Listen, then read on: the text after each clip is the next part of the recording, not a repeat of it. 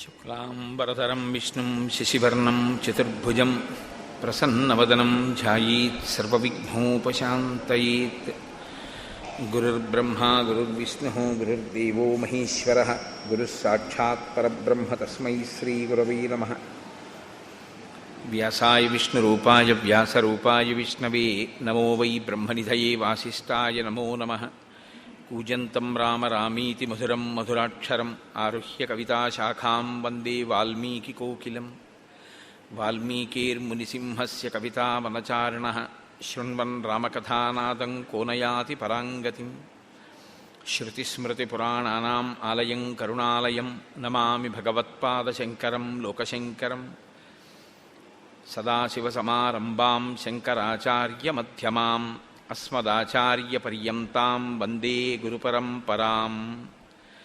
వాగర్ధావివ సంపృక్తౌ వాగర్ధప్రతిపత్తయే జగతః పితరౌ వందే పార్వతీపరమేశ్వరౌ. సూక్తిం సమగ్రయతున స్వయమేవ లక్ష్మీః శ్రీరంగరాజమహిషీ మధురైఃకటాక్షైః. వైదగ్ధ్యవర్ణగుణగుంభనగౌరవైర్యాం కండూలకర్ణకుహరాः కవయోధయంతి. హైమోర్ధ్వపుండ్రమజహన్మకుటం సునాసం మందస్మితం మకరకుండలచారుగండం బింబాధరం బహుళదీర్ఘకృపాకటాక్షం శ్రీవేంకటేశముఖమాత్మని సన్నిధత్తాం. మనోజవం మరుతతుల్యవేగం జితేంద్రియం బుద్ధిమతాం వరిష్టం వాతాత్మజం వనరయూధముఖ్యం శ్రీరామదూతం శిరసా నమామి.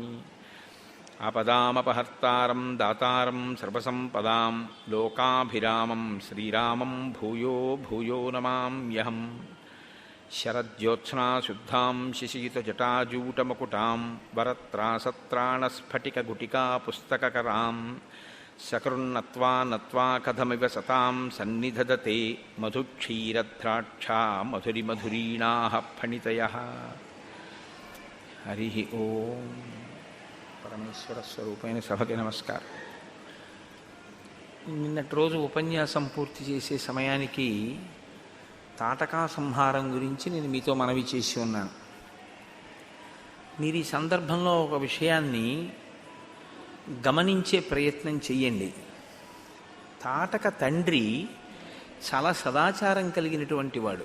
ఆయన ఏమి దుర్మార్గుడు కాదు, దుర్బుద్ధి కాడు, చక్కటి ఆచారనిష్ట కలిగినటువంటి వాడు అని వాల్మీకి మహర్షి చెప్పారు. అందుకే శ్రీరామాయణాన్ని చదివేటప్పుడు, శ్రీరామాయణాన్ని వినేటప్పుడు చాలా జాగ్రత్తగా పరిశీలనం చెయ్యవలసి ఉంటుంది.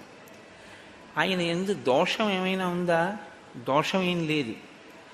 దశరథ మహారాజు గారు పుత్రులు లేకపోతే ఎలా పుత్రకామేష్టి అశ్వమేధం చేశాడో అలా ఆయన కూడా చతుర్ముఖ బ్రహ్మగారి గురించి తపస్సు చేశారు. తపస్సు చేసి ఆయన వలన ఒక కుమార్తెని పొందాడు. చిత్రంగా ఆమె విశేషమైనటువంటి బలసంపత్తి కలిగినటువంటి కుమార్తెగా పరిణమించింది. ఆమెని ఒక యోగ్యుడైన వ్యక్తిని చూసి వివాహం చేశాడు.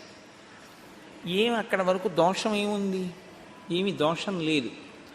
కానీ శ్రీరామాయణంలో ఉన్నటువంటి గమ్మత్తు ఏమిటంటే, మొట్టమొదట రామచంద్రమూర్తి ఎవరిని సంహరించడం ప్రారంభం చేశారో ఆ కుటుంబమే శ్రీరామాయణాన్ని చిట్ట చివరి వరకు కూడా శాసిస్తుంది. రామకథని, రాముని జీవితంలో ఉన్న మనశ్శాంతిని, రాముని యొక్క కుటుంబంలో ఉన్న సభ్యుల యొక్క మనశ్శాంతిని, శ్రీరామాయణాన్ని శాసించినటువంటి కుటుంబం రావణుడి చేత రామచంద్రమూర్తి చేత వధింపబడిన మొదటి కుటుంబం.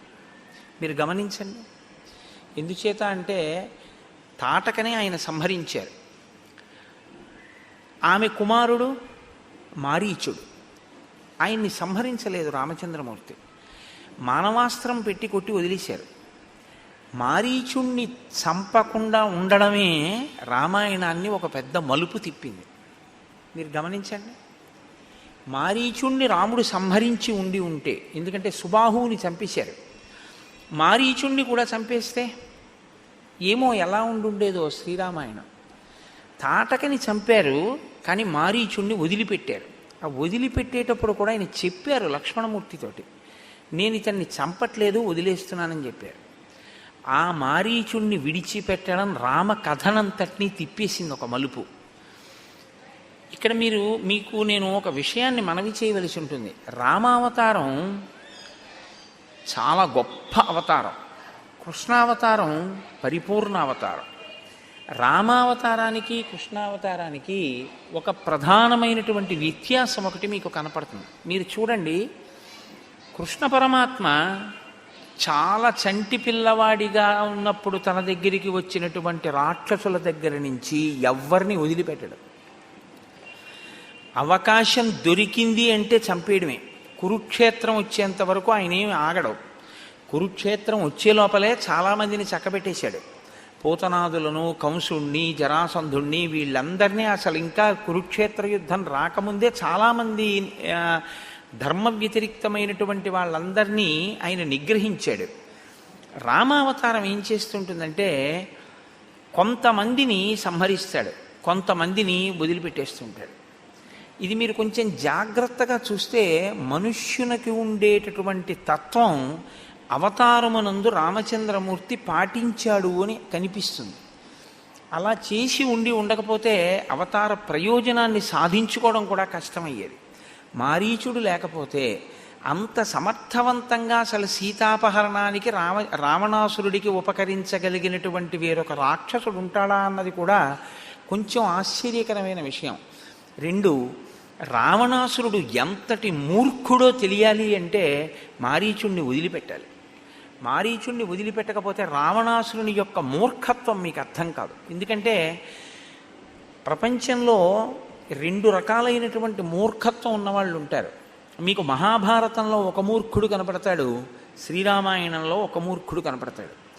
ఒక ఆయనకి యుక్తాయుక్త విచక్షణ లేనివాడు దుర్యోధనుడు. అసలు ఆయనకి మంచి ఇది చెడిది అన్న ఆలోచన చేశాడు అని మనకి అనిపించదు. ఆయన ఎప్పుడూ పక్కనున్న వాళ్ళ చెడ్డ మాటలు వింటుంటాడు, చెడు నిర్ణయాలు తీసుకుంటూ ఉంటాడు. ఆయన పుట్టినప్పుడే కలిపురుషుడు అని నిర్ణయం చేశారు. రావణాసురుడు అలా కాదు.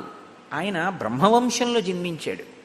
ఆయన జన్మ కూడా చాలా ఆశ్చర్యకరమైనటువంటి రీతిలో వచ్చింది.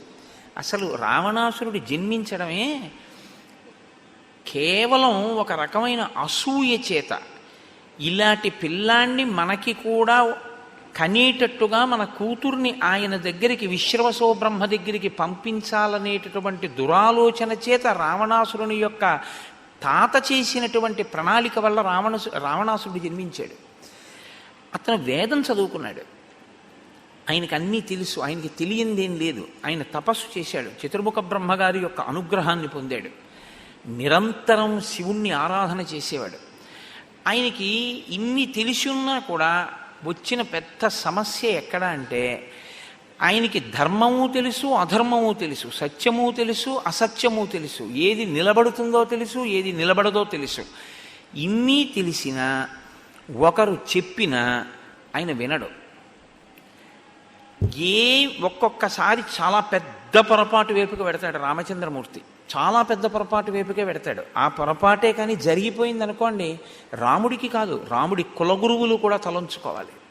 అంత పెద్ద పొరపాటు వైపుకి అడుగు వేస్తాడు రాముడు. ఇది మనుష్య సహజం. నేను అందుకే మీతో మనవి చేశా, రామాయణాన్ని భగవంతుని కథ అన్న బుద్ధితో వినకండి అని చెప్తుంటాను నేను. ఎందుకంటే మీరు రామాయణాన్ని కేవలం నరుడి కథ అని మీరు విన్నారనుకోండి, మీకు మీ జీవితాన్ని రాముణ్ణి ఆదర్శంగా తీసుకుని ఎలా దిద్దుకోవచ్చో అర్థమవుతుంది. మీకు అలా కానప్పుడు ఏమవుతుందంటే, రాముడు పితృవాక్య పరిపాలన చేశాడు, దేవుడు కాబట్టి చేశాడు. రాముడు సీతమ్మ కోసం ఏడిచాడు, అబ్బే నటన కోసం ఏడిచాడు. రాముడు రావణ సంహారం చేశాడు, దేవుడు కాబట్టి చేశాడు. మీకు ప్రతిదానికి ఏమవుతుందంటే దేవుడు కాబట్టి ఆయన చేశాడు. అప్పుడు రాముడు మీకెందుకు పనికొస్తాడు? అప్పుడు రాముడి ఏం చేశాడో అది మీరు చేయడానికి ఏం లేదు అందులో. అలా కాదు, రాముడి కథ నరుడి కథ అని మీరు వింటే రావణాసురుడికి ఉన్నటువంటి దోషం ఏదో, రామచంద్రమూర్తికి ఉన్నటువంటి సుగుణం ఏదో మీకు బాగా అర్థమవుతుంది.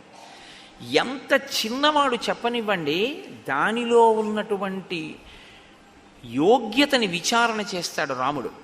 విచారణ చేయడం అంటే ఎలా ఉంటుందో తెలుసా అండి? తన బుద్ధికి నచ్చడం అన్నది కాదు రాముడికి. తనకెవరో ఏదో ఒకటి చెప్పారు, అది తనకి అనుకూలంగా ఉంది, అది చేయడానికి బాగుంది, ప్రయోజనం ఇచ్చేస్తుంది. ఇంకొకరు చెప్పారు, అది తక్షణ ప్రయోజనం ఇవ్వదు, చాలా కాలం పడుతుంది, ఏదో శాస్త్రాన్ని పాటించమంటున్నాడు. రెండిట్లో ఏది పాటించాలి అంటే రాముడు తక్షణ ప్రయోజనాన్ని ఇచ్చేటటువంటి విషయం వైపుకు మొగ్గు చూపించాడు. ఆయన శాస్త్రోక్తమైన వాక్కు ఏది చూస్తాడు, ఏది శాస్త్రం చెప్పింది, ఏది ఋషి చెప్పాడు, దాని వైపుకి మొగ్గుతాడు. అది చాలా గొప్ప గుణం జీవితంలో. మీరు గమనిస్తుంటారు, మీరు చూడండి, లోకంలో మీతో అనేక మంది సమన్వయం అవుతూ ఉంటారు. సాధారణంగా ఏం చేస్తారంటే మిమ్మల్ని ఒక సలహా అడుగుతారు, మీరు ఒక సలహా చెప్తారు, వాళ్ళు ఏదో చెయ్యాలనుకుంటారు, వాళ్ళు అలాగే చేస్తారు, వాళ్ళు మీ మాట ఏం పాటించరు. ఇది ఎక్కడి నుంచి వస్తుందంటే ఈ గుణం, ఇది రావణ బుద్ధి, అది మంచి బుద్ధి కాదు, అలా ఉండకూడదు. మీరు ఒక నిర్ణయం చేసుకునే ముందు పెద్దలైనటువంటి వారు శాస్త్రోక్తమైన వాక్కు చెప్తే మీరు వెంటనే అటువైపుకు మొగ్గి, నా అదృష్టం, చాలా మంచి మాట విన్నాను, చాలా శాస్త్రీయమైన పలుకు పలికారైనా, కాబట్టి నేను అలా చేస్తానని చెప్పి మీరన్న సంకల్పాన్ని విడిచిపెట్టగలిగి ఉండాలి. ఈ బుద్ధి మీకు ఎక్కడి నుంచి వస్తుందంటే మీరు రామాయణంలో రామచంద్రమూర్తిని బాగా గమనిస్తే మీరు తెలుసుకోగలుగుతారు. అందుకే ఒక యక్ష కుటుంబం అందది, యక్షిణీ కుటుంబం తాటకి. కానీ ఆవిడ ఎంత ఆశ్చర్యకరమైనటువంటి పాత్ర పోషించిందంటే శ్రీరామాయణంలో ఆశ్చర్యకరమైనటువంటిది, ఇంకంతకన్నా ఇంకొక మాట అనడానికి వీల్లేదు. మొట్టమొదట రాముడు సంహరించినటువంటిది తాటకని. అంటే ఆవిడ జీవితం ఏమైపోయిందంటే తన భర్త మరణించడానికి కారణం ఏది విచారణ చెయ్యలేకపోయింది. అగస్త్యుడు నా భర్తని ఎందుకు చంపాడు అన్నది ఆలోచించి ఉంటే ఆమె బలం ఏమో ఎందుకు ఉపయోగపడి ఉండేదో. ఆ ఆలోచన ఒక్కటి రాలేదు. రాకపోవడం ఆవిడ బలం దేనికి పనికొచ్చిందో తెలుసా అండి? అగస్త్యుణ్ణి ఏమీ చెయ్యలేను అని తెలుసుకుంది. కోపం శేషేన పూరయేత్తని ఆర్యోక్తి. అత్త మీద కోపం దుత్త మీద చూపించాడంటారు చూసారా? అలా అగస్త్యుణ్ణి ఏమీ చెయ్యలేక అగస్త్యుడు తిరిగిన ప్రాంతం మీద పగపట్టింది. ఏమైనా అర్థం ఉందా? దానివల్ల ఏమైనా ఆ సంబంధం ఉందా? ఇప్పుడు ఇంకెంత తీవ్రమైన స్థితిని పొందిందంటే నరభక్షకిగా మారింది. ఇప్పుడు నరభక్షకిగా మారి రామచంద్రమూర్తి చేతిలో మరణించింది. అక్కడతో పోయిందా? తన కొడుకు రాక్షసుడయ్యాడు, మారీచుడు. అందుకని దేవతలు సంతోషించారు అని ఒక మాట చెప్తే మీరు కేవలం దేవతలు సంతోషించారు అని చదివీకండి. శ్రీరామాయణంలో మీరు కొన్నింటిని జాగ్రత్తగా గమనించవలసి ఉంటుంది. రామాయణం చదివేటప్పుడు ఒక విషయం జరుగుతుంటే దేవదుందుబులు మోగాయి, పుష్పవృష్టి కురిసింది అంటారు మహర్షి. మీరు ఆగాలి, అక్కడ ఆగి ఒకసారి ఆలోచన చెయ్యాలి. ఈ సన్నివేశంలో అలా ఎందుకు జరిగింది, దేవతలు ఎందుకు సంతోషించారు? దేవతలు ఎప్పుడూ కూడా ధర్మం గెలవాలని కోరుకునేటటువంటి వాళ్ళు.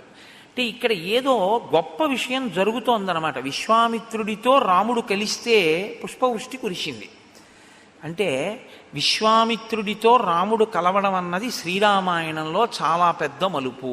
మీరు ఆ కోణంలో రామాయణాన్ని ఒకసారి చూడవలసి ఉంటుంది. అప్పుడు ఒక్కొక్కసారి శ్రీరామాయణం అంతా ఉంటుందండి. ఇది యుద్ధకాండలో అసలు మరీ విశేషంగా ఉంటుంది.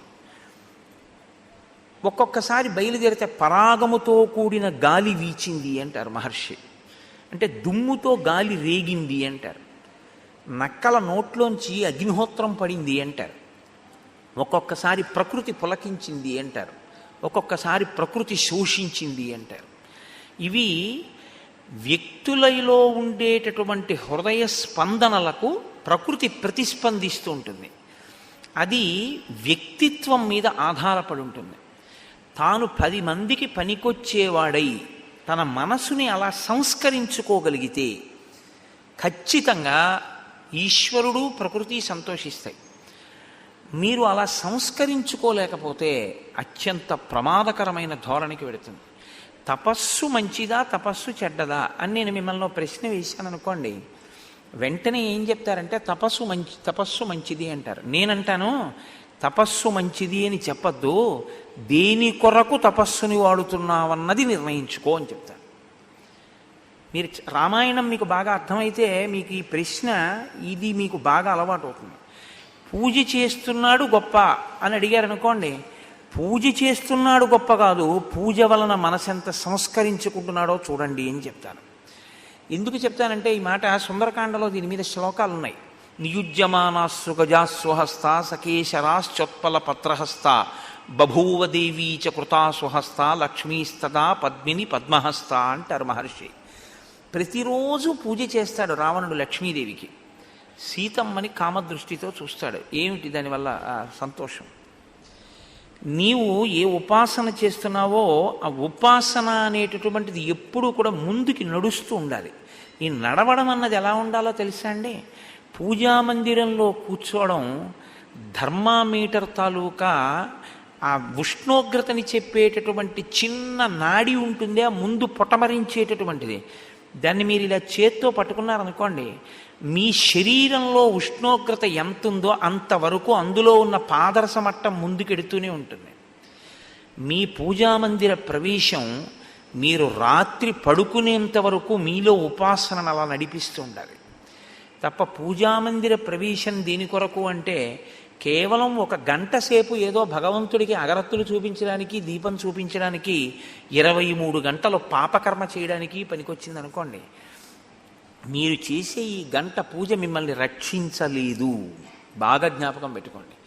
మీరు ఏం చేస్తున్నారంటే సంభారములను వాడుతున్నారంతే. నేను ఏమని చెప్పవలసి ఉంటుందంటే దాని గురించి మీరు కొన్ని సంభారములను వినిమయం చేస్తున్నారు తప్పించి మీ మనస్సు మీద దాని ప్రభావం ఏమీ లేదు. మీ మనస్సు ఏమీ మారలేదు, అది సంస్కరింపబడలేదు. మనస్సు సంస్కరింపబడనంత కాలం మీరు తపస్సు చెయ్యండి, పూజ చెయ్యండి, పునస్కారం చెయ్యండి, సత్కారాలు చేయండి, సన్మానాలు చెయ్యండి, ఏది చెయ్యండి, నిరర్థకం.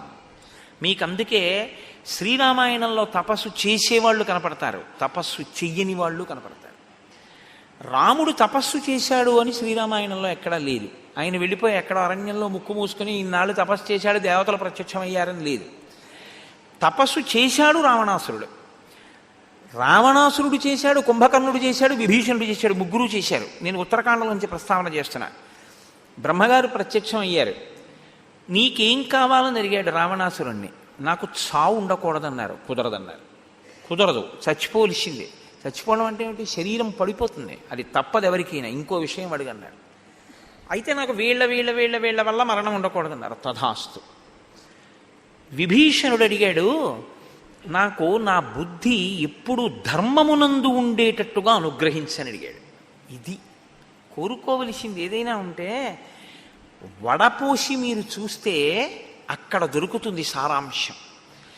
ఆయన అన్నాడు, నాకు ఎప్పుడూ నా బుద్ధి ధర్మము వైపుకి నిలబడాలి, అలా అనుగ్రహించన్నాడు. ఆయన అన్నాడు, నువ్వు చిరంజీవివి, నువ్వు ఎప్పటికీ బ్రతికే ఉంటావు అన్నాడు. అడిగిన వాడికి ఇవ్వలేదు, అడగని వాడికి ఇచ్చాడు. ఏమిటిది? ఇది శ్రీరామాయణం అంటే. మిమ్మల్ని చిరంజీవిని ఏది చేస్తుందంటే మీ ధర్మమే మిమ్మల్ని చిరంజీవిని చేస్తుంది. మీ వంశాన్ని ఆచంద్రతారార్కం నిలబెడుతుంది. అదొక్కటి విడిచిపెట్టి ఇంకా ఎన్ని పట్టుకున్నా అవి మిమ్మల్ని రక్షించేవి కావు. రావణుడు ఎన్ని పట్టుకోలేదు, ఏవి రక్షించే రావణుడు పడకుండా. విభీషణుడు అన్నీ వదిలిపెట్టి, అన్నయ్య తప్పట్లేదు వదిలేస్తున్నాను అని అన్నయ్యని వదిలిపెట్టి లంకా సామ్రాజ్యాన్ని విడిచిపెట్టి ధర్మాన్ని పట్టుకున్నాడు, రాముణ్ణి కాదు. మీరు బాగా గుర్తుపెట్టుకోండి.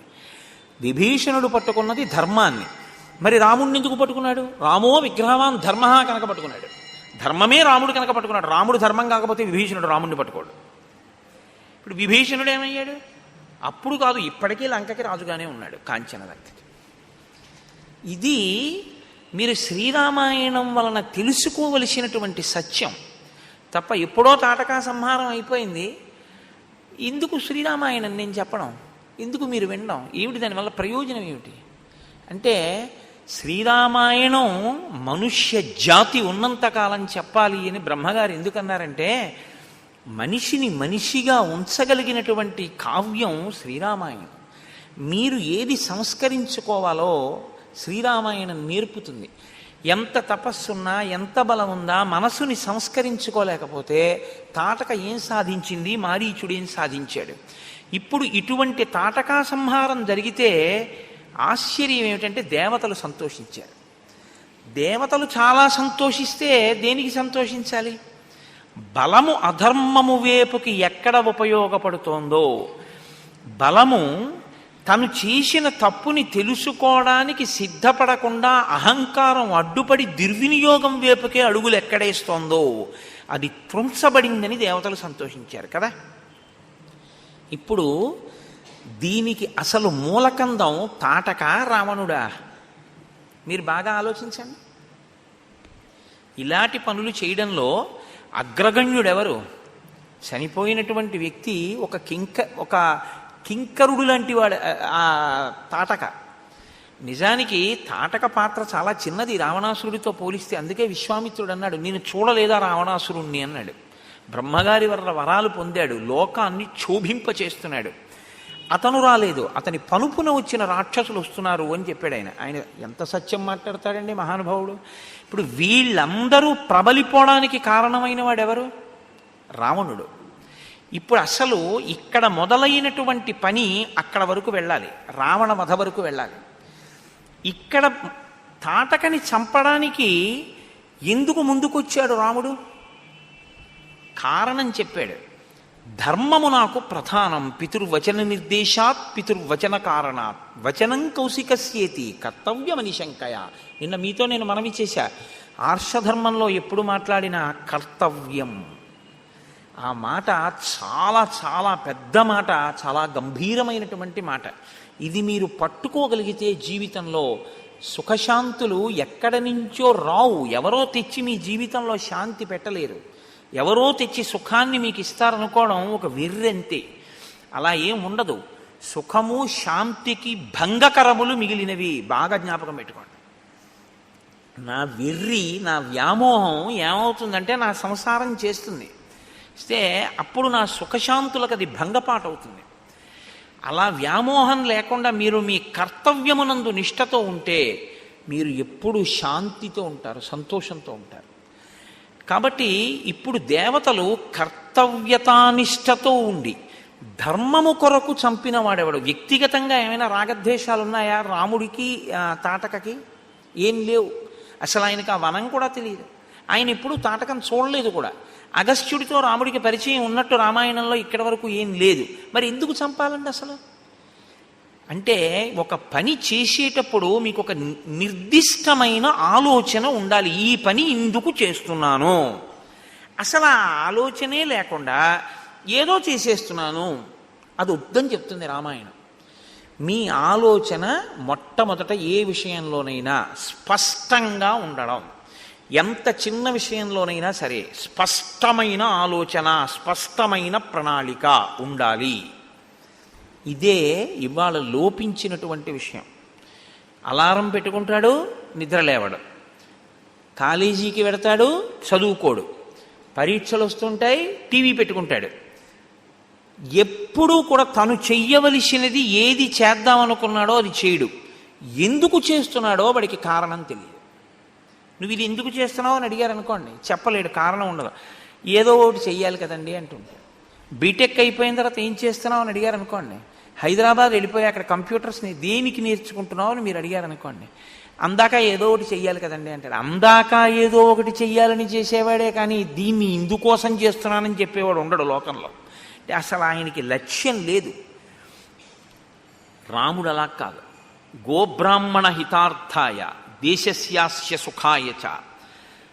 నేను గోబ్రాహ్మణుల హితము కొరకు, దేశక్షేమము కొరకు, రాజపుత్రుణ్ణి కనుక నేను తాటకా సంహారం చేస్తున్నాను. ఆవిడిది దోషమని ఎలా నమ్ముతున్నావు? నువ్వేం తీర్పు చెప్పడానికి విన్నావా? గురువు నువ్వు చెప్పావు చాలు. ఇక మీకు అనృత దోషం ఉండదు, మీకు అవసరం లేదు, మీరు అలా చెప్పరు. మీరు చెప్పారు, చంపేస్తున్నారు. అంటే చిన్న వయస్సులో ఎంత పరిణతి ఉందో చూడండి. నేను మీకు తరచు మనవి చేసేది ఇదే. శ్రీరామాయణాన్ని కేవలం ఏదో కావ్యం, ఎప్పటిదో పుస్తకం, అది ఎప్పటిదో రామాయణం అని మీరు అనుకోకండి. మీరు మీ పిల్లలతో కలిసి భోజనం చేసేటప్పుడు శ్రీరామాయణంలో ఒక్క ఘట్టం గురించి మీరు మీ పిల్లలతో మాట్లాడగలిగితే, చూసావా రాముని యొక్క ఆలోచన సరళి అంటే ఎలా ఉంటుందో చూసావా? 2 శ్లోకాలు, కానీ ఆయన మనసు అంటే, ఆయన బుద్ధి అంటే ఎలా ఉంటుందో చూసావా? ఇది చాలా అవసరమైంది. ఇది నేర్చుకోవాలి మనిషి అన్నది మీ బిడ్డల్ని శ్రీరామచంద్రమూర్తిగా తయారు చేస్తుంది. కాబట్టి రామాయణం ఇప్పటికీ కాదు, ఎప్పటికీ రామాయణం ప్రతి వారికి అవసరమే. కాబట్టి ఇప్పుడు దేవతలకు కావలసింది ఏమిటి? ఎవరు ఇంత ధర్మ విచక్షణతో తాటకని చంపాడో వాడే ఇంత ధర్మ విచక్షణతో రావణుణ్ణి కూడా చంపుతాడు. కాబట్టి ఇప్పుడు ఎవరు ఈ శక్తిని లోకరక్షణకి ఉపయోగించాడో ఎవడు తన శక్తిని లోకాన్ని పాడు చేయడానికి ఉపయోగిస్తుంటే వాళ్ళని చంపాడో వాడి శక్తి పెంచాలి. ఇప్పుడు మీరు బాగా అర్థం చేసుకుని ఉంటారు, అదొక ఈక్వేషన్ అనమాట. మీరు దేవతల యొక్క అనుగ్రహం మీకు కలగాలి, మీకు కావాలనుకుంటే మీరు ఎలా ఉంటే కలుగుతుందో తెలుసుకోండి. దేవతానుగ్రహం అనేటటువంటిది ఎందుకు కలుగుతుంది, ఎవరికి కలుగుతుంది అంటే, మీరు లోకము యొక్క హితమును చూడగలిగిన వారైతే మీ కొరకు దేవతలు వెంటబడతారు గురువుల వెంట. బాగా గుర్తుపట్టండి, మీరు దేవతల వెంట పడడం కాదు, మీకు లోకహితం మీకు తెలిస్తే మీకు హితం చెయ్యమని దేవతలు వెంటపడతారు. ఎవరి వెంట? గురువుల వెంట. వాడికి హితం చేయవయ్యా, వాడికి హితం చేయవయ్యా, వాడి వల్ల లోకహితం కలుగుతుందయా అని వెంటపడతారు. అందుకని ఇప్పుడు దేవతలు ఏం చేశారు? విశ్వామిత్రుడి దగ్గరికి పరిగెత్తుకొచ్చారు. పరిగెత్తుకొచ్చి ఏమని అడుగుతున్నారు? నువ్వు నిన్నను మంత్రగ్రామం గృహాణత్వం బలాం అతిబలాం స్తథా, మంత్రగ్రామం రాముడికి ఇచ్చావు. రాముడు ఏం చేశాడు? నశ్రమో నజ్వరో వాతేన రూపస్య విపర్యయ, నువ్వు దానివల్ల ఆకలి ఉండదు, దప్పిక ఉండదు, బడలిపో అన్నావు. తాటకా సంహారం చేశాడు. ఎంత మంచివాడయ్యా! ఇప్పుడు ఈ బలం ఎవరి దగ్గర ఉండాలి? నీ దగ్గర ఉన్నా నువ్వు కోప్పడకూడదు. నీ దగ్గర ఉంది, ఉపయోగం లేదు. ఎందుకని ఉపయోగం లేదు? ఇక నువ్వు కోప్పడవు, నువ్వు బ్రహ్మర్షిత్వాన్ని పొందావు, నీకు శత్రుమిత్ర భేదం లేదు, అందరినీ ప్రేమించేస్తున్నావు. కానీ లోకంలో ధర్మ సంస్థాపనకి చంపడానికి యోగ్యమైనటువంటి స్వరూపంతో వచ్చాడు, నరుడిగా వచ్చాడు. విష్ణువుగా రాముడు ఉండి ఉంటే ఈ లోకంలో బాగా జ్ఞాపకం పెట్టుకోండి, విశ్వామిత్రుడు ఉపదేశం చెయ్యవలసిన అవసరం లేదు. ఎందుకంటే ఆయన వేద వేద్యే పరే పుంసి, వేదమే ఆయన దగ్గర నుంచి వచ్చింది.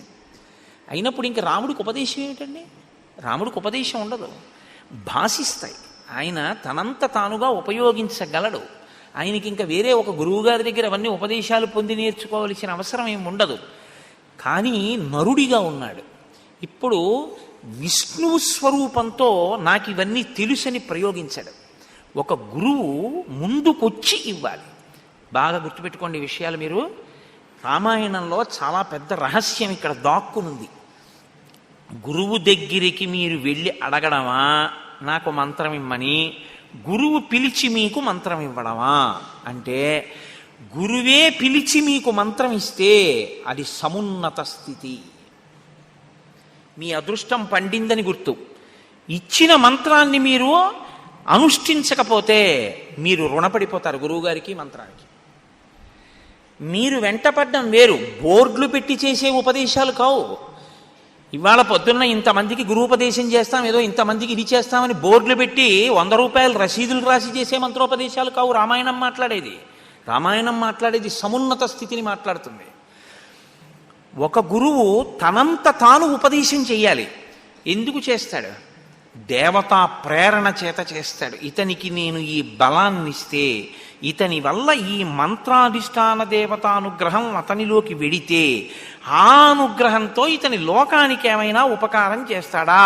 ఈ లెక్క గురువుగారు కట్టాలి. ఈ లెక్క గురువుగారు కట్టకుండా చిత్తం వచ్చినట్టు అడిగిన వాడికల్లా మంత్రాలు ఇస్తే ఆయన ఎవరో నీకు తెలియదు, ఆయన అడిగాడు నువ్వు ఇచ్చావు. ఎందుకు ఆ ఉపదేశం? అది అర్థం లేనటువంటి ఉపదేశం. ఉపదేశం ఇవ్వడం అంటే అంత జాగ్రత్తగా ఉంటుంది. అందుకే లెక్కకు మించిన శిష్యులు ఉండే అవకాశం ఉండదు. యథార్థానికి చాలా జాగ్రత్తగా ఇస్తారు సంప్రదాయ నిష్ఠ అనేటటువంటిది ఇచ్చేటప్పుడు. రామాయణం మనకి నేర్పుతుంది. ఇవాళ సమాజంలో ఎక్కడెక్కడ ఏ పొరపాట్లు దొర్లుతున్నాయో మీరు రామాయణం కోణంలో చూస్తే మీకు అర్థమవుతుంది ఎక్కడ పొరపాటు జరుగుతోందో. కాబట్టి ఇప్పుడు దేవతలు ప్రార్థన చేస్తున్నారు విశ్వామిత్రుడి దగ్గరికి వచ్చి. ఏమని అడుగుతున్నారో చూడండి. ఇది మీరు జాగ్రత్తగా జీవితంలో నేర్చుకోవలసినటువంటి స్థితి, మనం బాగా పట్టుకోవలసినటువంటి స్థితి. కేవలము పూజ మీకు శక్తినివ్వచ్చు, కానీ దాన్ని తీసేయడం గురించి కూడా దేవతలు వెంపర్లాడతారు. ఎందుకో తెలుసా అండి? భయం. పిల్లాడు ఏడుస్తున్నాడండి, అల్లరి చేసేస్తున్నాడు ఇమ్మని. మీరు ఒక గాజు బొమ్మ ఇచ్చారు, ఇచ్చి మీరు బయటికి వెళ్ళిపోతారా? వెళ్ళరు. మీరు ఏం చేస్తారంటే ఎలా మభ్యపెట్టి గాజు బొమ్మని మళ్ళీ తీసేసుకుందామని చూస్తారు. దానికోసం అవసరమైతే నైవేద్యం కోసం దాచిన ఖర్జూరం పళ్ళు తీసుకొచ్చి నాన్న తీయగా ఉంటాయి నీకు ఇష్టం కదా అని వాడి చేతిలో పెట్టేసి మళ్ళీ ఇంకో ప్యాకెట్ తెచ్చుకుందామని గాజు బొమ్మ తీసేస్తారు. భగవంతుడు మీకు ఇచ్చేటటువంటి అభ్యున్నతిని కూడా అంత జాగ్రత్తగానూ తీసేస్తాడు. ఎందుకు తీసేస్తాడో తెలుసా అండి? ధర్మపథంలో లేడు, వాడి వలన ఉపయోగం లేదు, అది ప్రమాదాల వైపుకే వెడుతోంది. అహంకారము ప్రబలిపోయి ఏ విభూతి అయినా అహంకారానికి కారణమైతే, ఏ విభూతి తానిచ్చింది అహంకారానికి కారణమైందో ఆ విభూతిని ఈశ్వరుడు తీసుకోవడం పెద్ద గొప్ప కాదని మీరు గ్రహించవలెను. నేను చాలా అందగాన్ని, నేను ఎందుకు పేర్లు చెప్పాలి? నేను చాలా అందగత్తెని అని చెప్పి విపరీతమైనటువంటి అతిశయానికి పోయి చెయ్యకూడని పనులు చేస్తే గీజర్ పేలిపోయినటువంటి మరుక్షణంలో ఆ అందం నశించిపోయింది, మరుగునీళ్లు ఒంటి మీద పడిపోయి. నేనింతటి వాణ్ణి, నాలా మాట్లాడగలిగిన వాడెవడు? ఈశ్వరుడు దాని మూలాన్ని నొక్కేశాడు, వాక్కు రాలేదు, అయిపోయింది. ఏ విభూతిని ఈశ్వరుడిచ్చాడో దాన్ని నువ్వు సమాజపరం చేసి 10 మందికి పనికొచ్చేటట్టు నిలబెడితే నువ్వింక దాని గురించి బాధపడక్కర్లేదు. ఈశ్వరుడు నువ్వు నీ కంఠం, నీ అభ్యున్నతి కొరకు ఆయనే ఉపకరణములను నీ దగ్గరికి చేరుస్తాడు, చేర్చి రక్షణ చేస్తాడు నిన్ను. ఎందుకు రక్షిస్తాడంటే, అమ్మో వీడిని నేను చూసుకోవాలి, వాడు నా కొరకు రక్షింపవలయువాడు అన్నాడు భాగవతంలో. ఆయన నా కొరకు నేను రక్షించుకోవాలి వాడిని. వాడికి ఆ తాపత్రయం లేదు, వాడు అలా అంకితం చేసుకుంటూ వెళ్ళిపోతాడు. అందుకని వాడిని నేను పొదివి పట్టుకుంటానంటాడు. ఇది లేదు, నేను ఇచ్చింది ఎంత తొందరగా తీసేద్దామని చూస్తాడు. ఎందుకంటే వీడు పాడు చేసేస్తున్నాడు దాన్ని. ఇంతే తేడా రాముడికి రావణుడికి. రాముడు వెడుతూ ఉంటే బ్రహ్మగారు వానరుల్ని సృష్టించాడు దేవతల యొక్క అంశాలతో. రావణుడు వస్తూ ఉంటే ఒక్కొక్కరిని తీసేస్తున్నాడు తాటకాదుల్ని. ఇంకింతకన్నా నేను శ్రీరామాయణం గురించి మీకేం మనవి చేయను, దీని ధర్మం గురించి. కాబట్టి తాటకా సంహారం అంటే కేవల తాటకా సంహారం అని మీరు అనుకోవద్దు. తాటకా సంహార వృత్తాంతమునందు ఇంత రహస్యం దాగి ఉంది. మీ జీవితానికి పనికొచ్చేటటువంటి, లేదా మన జీవితానికి పనికొచ్చేటటువంటి ఒక అంశం అందులో ఇమిడి ఉంది. ఎప్పుడు జ్ఞాపకం పెట్టుకోవాలి, మీరు ఏదో ఒక విభూతి చేత గౌరవింపబడుతుంటారు. 10 మంది నాకు నమస్కారం చేశారనుకోండి, నేను ఇలా వస్తుంటే కారు దిగి 100 మంది వచ్చి నా కాళ్ళకి నమస్కారం చేశారనుకోండి, ఇక నేను నా కాళ్ళ వంక చూసుకుని ఆహాహా పాదములారా ఎంతమంది చేత నమస్కరింపబడుతున్నారే, శారదకి నాకు ఏమిటి తేడా? ఆవిడికి నమస్కారం చేస్తారు, నాకు నమస్కారం చేస్తారు అని నేను విర్రవీగాను అనుకోండి, ఈశ్వరుడు ఓహో ఇన్ని నమస్కారాలు నీకే పెడుతున్నారు అనుకుంటున్నావు అన్నమాట అని ఆయన ఏ విభూతి నాకు ఉండడం వల్ల నమస్కరిస్తున్నారో ఆ విభూతిని తీసేయడం కూడా ఆయనకు వచ్చు. ఎవడు నీకు నమస్కారం చేసేవాడు? ఏది నీ కుటుంబం గురించి, నీ గురించి చెప్పు ఉపన్యాసం, 5 ఉంటారేమో ఇందులో. రాముడి గురించి చెప్తున్నావు కాబట్టి వింటున్నారు, నువ్వు రామకథ చెప్తున్నావు కాబట్టి నీకు నమస్కారం చేస్తున్నారు. రామ నీ నామం చెప్తే, నీ కథ 2 గంటలు చెప్తే ఇంతమంది నమస్కారమా, ఇంతమంది కూర్చుని వినడమా? తండ్రి జన్మజన్మలకి ఈ సౌభాగ్యాన్ని నాకు మిగల్చు, ఇంకింతకన్నా నాకేం కావాలి తండ్రి, బతికున్నన్నాళ్ళు నా ఊపిరి నిన్ను స్తోత్రం చేస్తే చాలు, అంతకన్నా నాకేం వద్దని నువ్వు అడగగలిగితే ఈ పూజనీయత 10 రెట్లు అవుతుంది. అది అనుషంగికం, దాని గురించి నువ్వు వెంపర్లాడక్కర్లేదు, అది వస్తుంది. అది దాని గురించి నువ్వు వెంపర్లాడడం మొదలెడితే అసలుది పోతుంది. ఇదే దేవతానుగ్రహం అంటే. ఇది మీరు పట్టుకోవలసి ఉంటుంది బాగా రామాయణంలోంచి. కాబట్టి ఇప్పుడు దేవతలు వచ్చి విశ్వామిత్రుడిని అడిగారు ఏమని? ప్రజాపతేర్భృశాశ్వస్య పుత్రాన్ సత్యపరాక్రమాన్ తపోబలభృతాన్ బ్రహ్మన్ రాఘవాయ నివేదయ పాత్రభూతశ్చతే బ్రహ్మన్ తవానుగమనే ధృతః కర్తవ్యం చ మహత్కర్మ సురాణాం రాజసూనునా. ఎంత గొప్ప మాటలు అన్నారండి. చూశారా శ్లోకంలో కర్తవ్యం ఎప్పుడు ఆ మాటే ఉంటుంది. ఓ బ్రహ్మన్, ఓ విశ్వామిత్ర మహర్షి, నీకు భృశాశ్వు తనకి కలిగినటువంటి కుమారులు అస్త్రస్వరూపమైనటువంటి వాళ్ళు. అస్త్రములన్నిటినీ కూడా నీకు ఇచ్చేశాడు, నీ దగ్గర ఉన్నాయి అస్త్రాలు. రాముడు అస్త్ర సంపద లేనివాడు, పిల్లవాడు, ఇంకా ఏమీ తెలియదు. నువ్వు ఇచ్చిన అస్త్రాలు కొద్దున్నాయి, వాటితో ఏం చేశాడు? తాటకా సంహారం చేసి లోకాన్ని కాపాడాడు. ఇప్పుడు ఆ అస్త్రాలు మిగిలినవి నీ దగ్గర ఉండడం కన్నా నువ్వు వాటిని రామపరం చేసేసి రాముడికి ఇచ్చేసి రాముడు నిన్ను అనువర్తించేవాడు. ఇది పట్టుకోండి బాగా, ఈ మాట పట్టుకోండి. పాత్రభూతశ్చతే బ్రహ్మన్, ఏ మాట చెప్తున్నారో చూడండి. అతను పాత్రత కలిగినటువంటి వాడు, ఇవ్వడానికి యోగ్యమైనటువంటి వాడు. ఎందుచేత? అతను స్థిర సంకల్పంతో నీకు శుశ్రూష చేస్తున్నాడు. ఇవాళ వచ్చిందని, ఇవాళ ఇచ్చావని దానితో ఒక పని చేస్తే దానివల్ల 10 మంది పొగిడితే ఈ పొగట్టలంతటికీ నా గొప్పతనమే అండవు. ఈ గొప్పతనం ఎందుకు చంపాను? విశ్వామిత్రుడు చెప్పాడు కనుక. చంపడానికి ఉపకరణం ఏది? విశ్వామిత్రుడు ఇచ్చాడు కనుక. కాబట్టి గౌరవం ఎవరిది? విశ్వామిత్రుడిది. విశ్వామిత్రుడు ఇవ్వకపోతే నా బతుకేమయ్యేది? కాబట్టి నేను ఎవరి కింకరుణ్ణి అని ఇంకా ఇంకా ఇంకా ఇంకా వంగి నమస్కారం చేస్తాడు. వాడికా ఇవ్వవలసింది? పనికిమాలిన వాడికా? పనికిమాలిన వాడికి ఇచ్చి ఎంత బాధపడుతున్నామో చూసావుగా. అది తీసేయడానికి ఈయన వెళ్ళాలి. అందుకని ఈయనకి ఇచ్చేసేయి నీ దగ్గరున్న అస్త్రాలన్నీ. ఇప్పుడు మీరు పట్టుకున్నారా? దేవతలు ఎవరికి శక్తినిమ్మని ప్రార్థన చేస్తారో. నేను రామాయణ కోణంలో చూస్తే నాకు చాలా ఆశ్చర్యంగా ఉంటుంటుంది.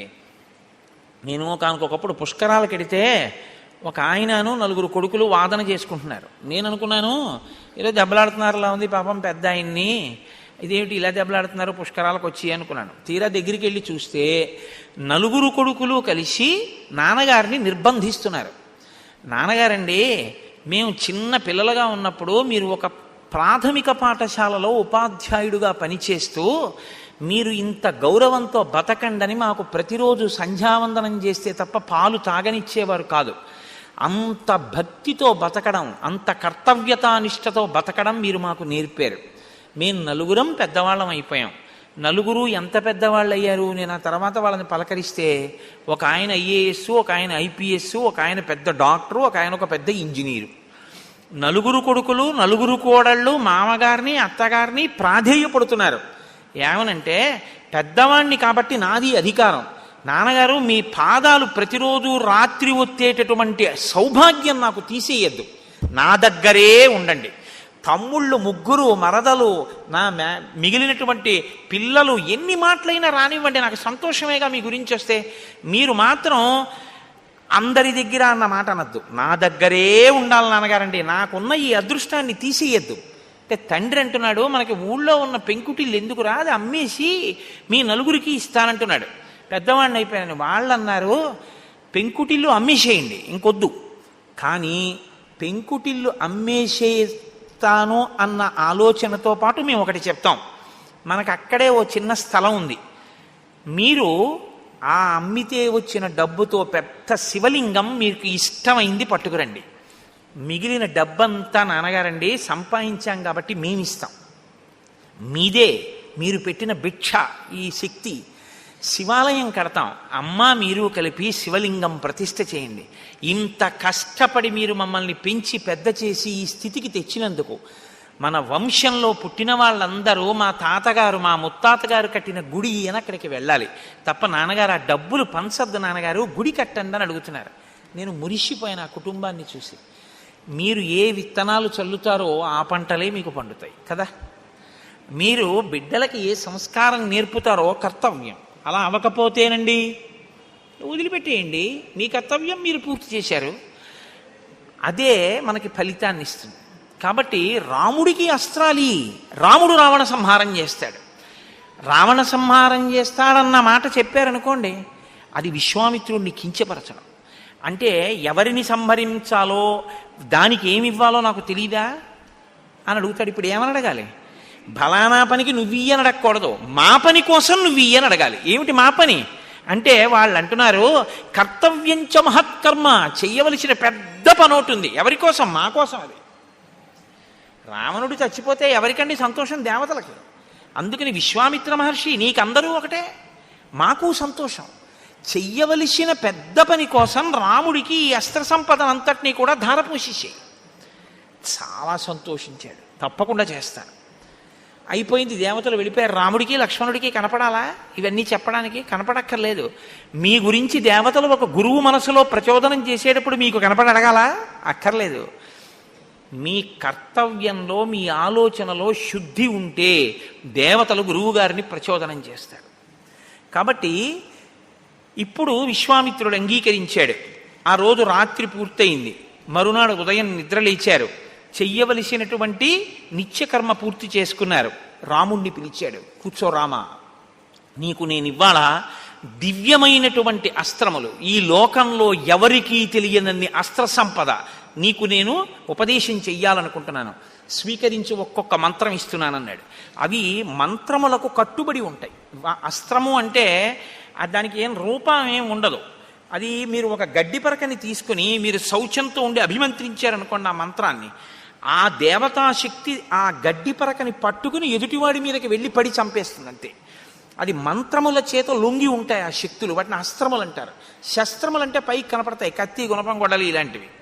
కాబట్టి ఇప్పుడు ఒక్కొక్క మంత్రాన్ని ఉపదేశం చేసేస్తున్నాడు. దానివల్ల రాముడికి ఎన్ని వస్తున్నాయి శక్తులు అంటే దండచక్రము, ధర్మచక్రము, కాలచక్రము, విష్ణు చక్రము, ఇంద్రాస్త్రము, వజ్రాస్త్రము, మహాశూలము, బ్రహ్మశిరోనామకాస్త్రము, ఐషీకాస్త్రము, బ్రహ్మాస్త్రము, వీటితో పాటుగా మోదకి, శిఖరి అనేటటువంటి 2 గొప్ప గదలు, ధర్మపాశము, కాలపాశము, వరుణపాశము, వరుణాస్త్రము, శుష్కము, ఆర్ద్రము అనేటటువంటి 2 పిడుగులు, పైనకాస్త్రము, నారాయణాస్త్రము, శిఖరము, ఆగ్నేయాస్త్రము, వాయవ్యాస్త్రము, హయశిరస్సు, క్రౌంచాస్త్రము, విష్ణుశక్తి, శివశక్తి, కంకాళము, ముసలము, కాపాలము, కంకణము, వీటితో పాటు నందనమనేటటువంటి ఖడ్గము, మోహనాస్త్రము, ఆ తర్వాత ఐనాస్త్రము, సౌరాస్త్రము, వర్షణము, శోషణము, సంతాపము, విలాపము, ఇది కాకుండా ఇంకా మదనము, తామసము, సౌమనము, సంవర్తము, మౌసలము,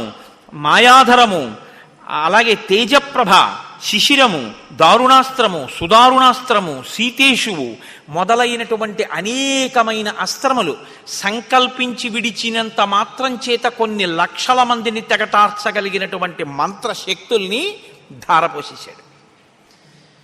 బాగా గుర్తుపెట్టుకోండి, ఏమిచ్చాడని ధారపోశాడు. రాముడు ఏమైనా 16 రూపాయలు తాంబూలంలో పెట్టించాడండి? ఇవ్వగలిగిన ప్రజ్ఞ ఉన్నవాడు దేనికి ఇస్తాడంటే వినయానికి ఇస్తాడు. రెండో కోణం నేను మాట్లాడను.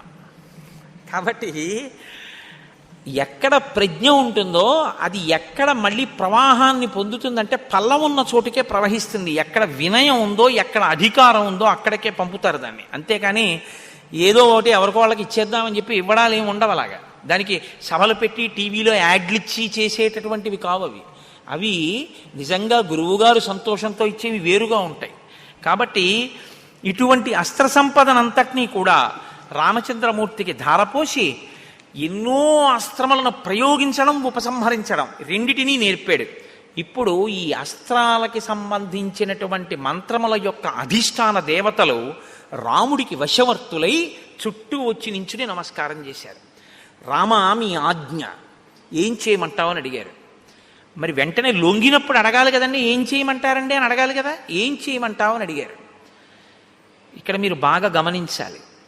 ఇన్ని రాగానే చాపల్యం ఉంటే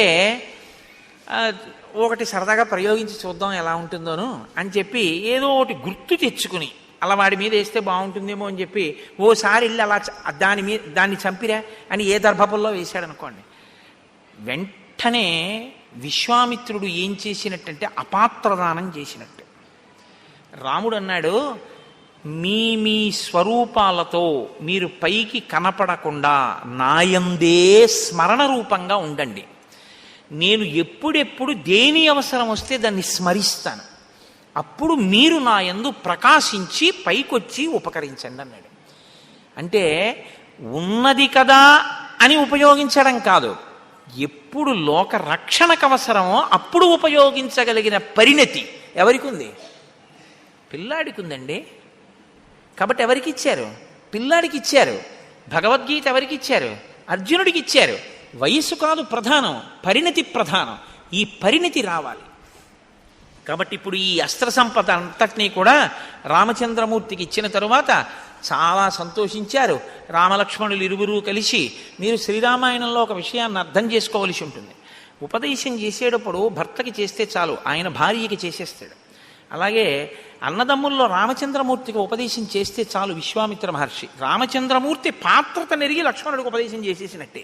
కాబట్టి రామలక్ష్మణులు ఇద్దరికీ అస్త్ర సంపద తెలిసి ఉన్నట్టే. ఇప్పుడు మీరు రామాయణాన్ని చూసేటప్పుడు రాముడికే తెలుసు, లక్ష్మణుడిని పక్కకి పంపించేసి ఏ చెట్టు చాటుకోను దూరంగా నువ్వు వినద్దని చెప్పి రాముడికి చేశాడు అనుకోకూడదు. లేకపోతే రాముడే గ్రహించాడు కదండి, మరి లక్ష్మణుడు అయ్యో నేను వచ్చాను కదా నాకేం ఇవ్వట్లేదేమిటి అనుకోడా అని మీరు అనుకోక్కర్లేదు. రాముడు లక్ష్మణుడికి ఇచ్చాడు. రాముడిది విశ్వామిత్రుడి దగ్గర పొంది రాముడు లక్ష్మణుడికి ఇచ్చాడు. ఇది ఒక క్రమ పద్ధతిలో వెళ్ళింది ఆ ఉపదేశం అని మీరు స్వీకరించవలసి ఉంటుంది. తరువాత వారు ముందుకు వెళ్ళి ఒక ఆశ్రమం దగ్గరికి వెళ్ళారు. ఈ ఆశ్రమంలోనే నేను ఒక యాగం చెయ్యాలి అని సంకల్పం చేశాను. ఈ ఆశ్రమం అంటే నాకు మీదు మిక్కిలి ప్రీతి అన్నాడు విశ్వామిత్రుడు.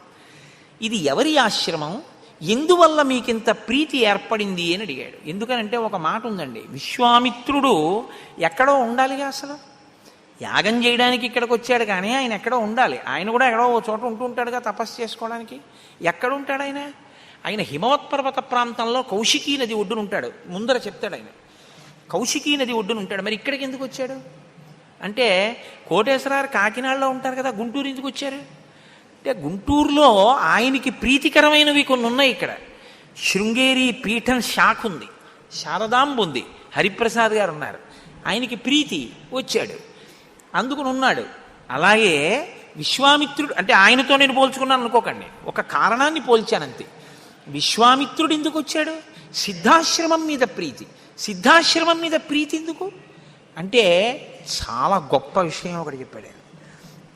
బలిచక్రవర్తి అహంకరించి తనది కానిది తనదిగా చేసుకుని దానాలు చేస్తుంటే, ప్రహ్లాదుని యొక్క మనవడు కనుక, ప్రహ్లాదుడికి వరం ఇచ్చాడు కనుక, నిగ్రహించకూడదు కనుక దానం పట్టి అది తీసేసుకోవడం కోసమని కశ్యప ప్రజాపతికి కుమారుడిగా ఉదయించి ఆ విష్ణువే వామనమూర్తిగా వచ్చారు.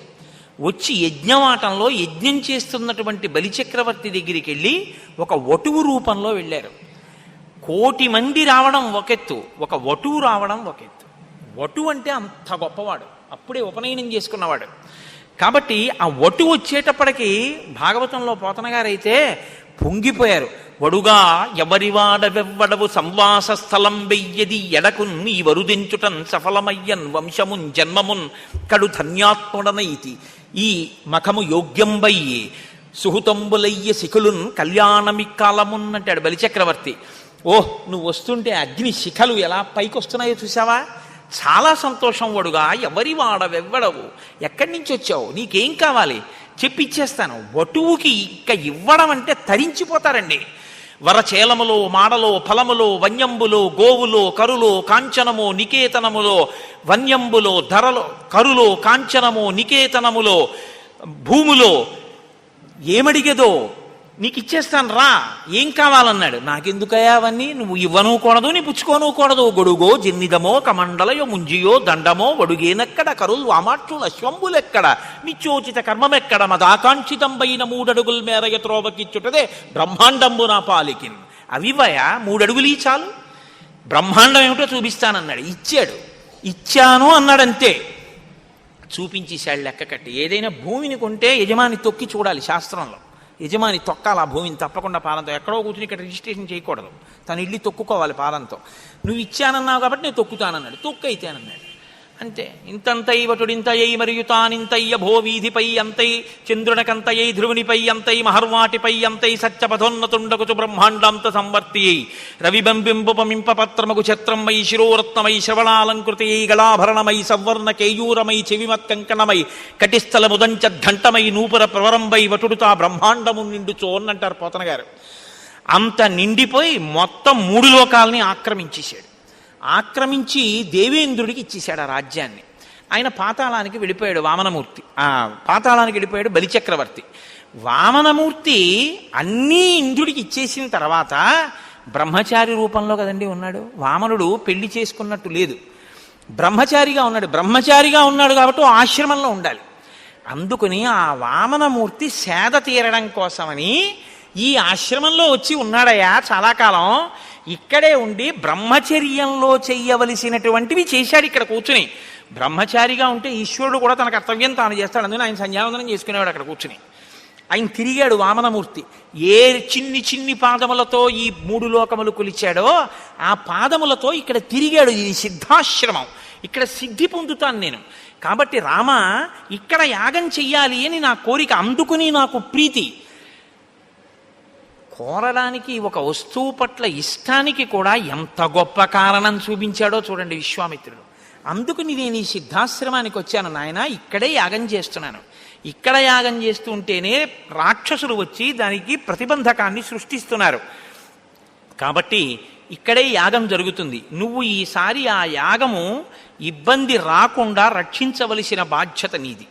తప్పకుండా గురువుగారు అన్నాడు. విశ్వామిత్రుడు మౌనంలోకి వెళ్ళిపోయాడు. మనకి అంటే నేను ఇలా అన్నాను అని మీరేమనుకోకండి, మీరు పెద్దలు, మీ అందరికీ తెలిసేదో తెలియనట్టు అలా ఉంటారంతే, వీడి ధూర్తతనం మాట్లాడిని అని. మనం చాలా పనులు చేస్తూ ఉంటాం. ఏదైనా మీరు ఒక పుణ్యకార్యాచరణము కొరకు పీటల మీద కూర్చోవడం అని ఒక మాట ఉంటుంది. కూర్చున్న తర్వాత మీరు ఎవరితో మాట్లాడతారో మీరు అప్పటి వరకు చేసినటువంటి పుణ్యకార్య ఫలితం వాళ్ళ ఖాతాలో పడిపోతుంటుంది.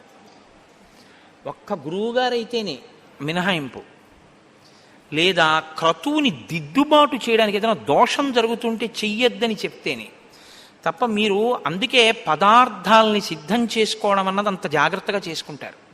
సహాయకులను అంత జాగ్రత్తగా పెట్టుకోవాలి. అంతే పూజ చేసేటప్పుడైనా అంతే.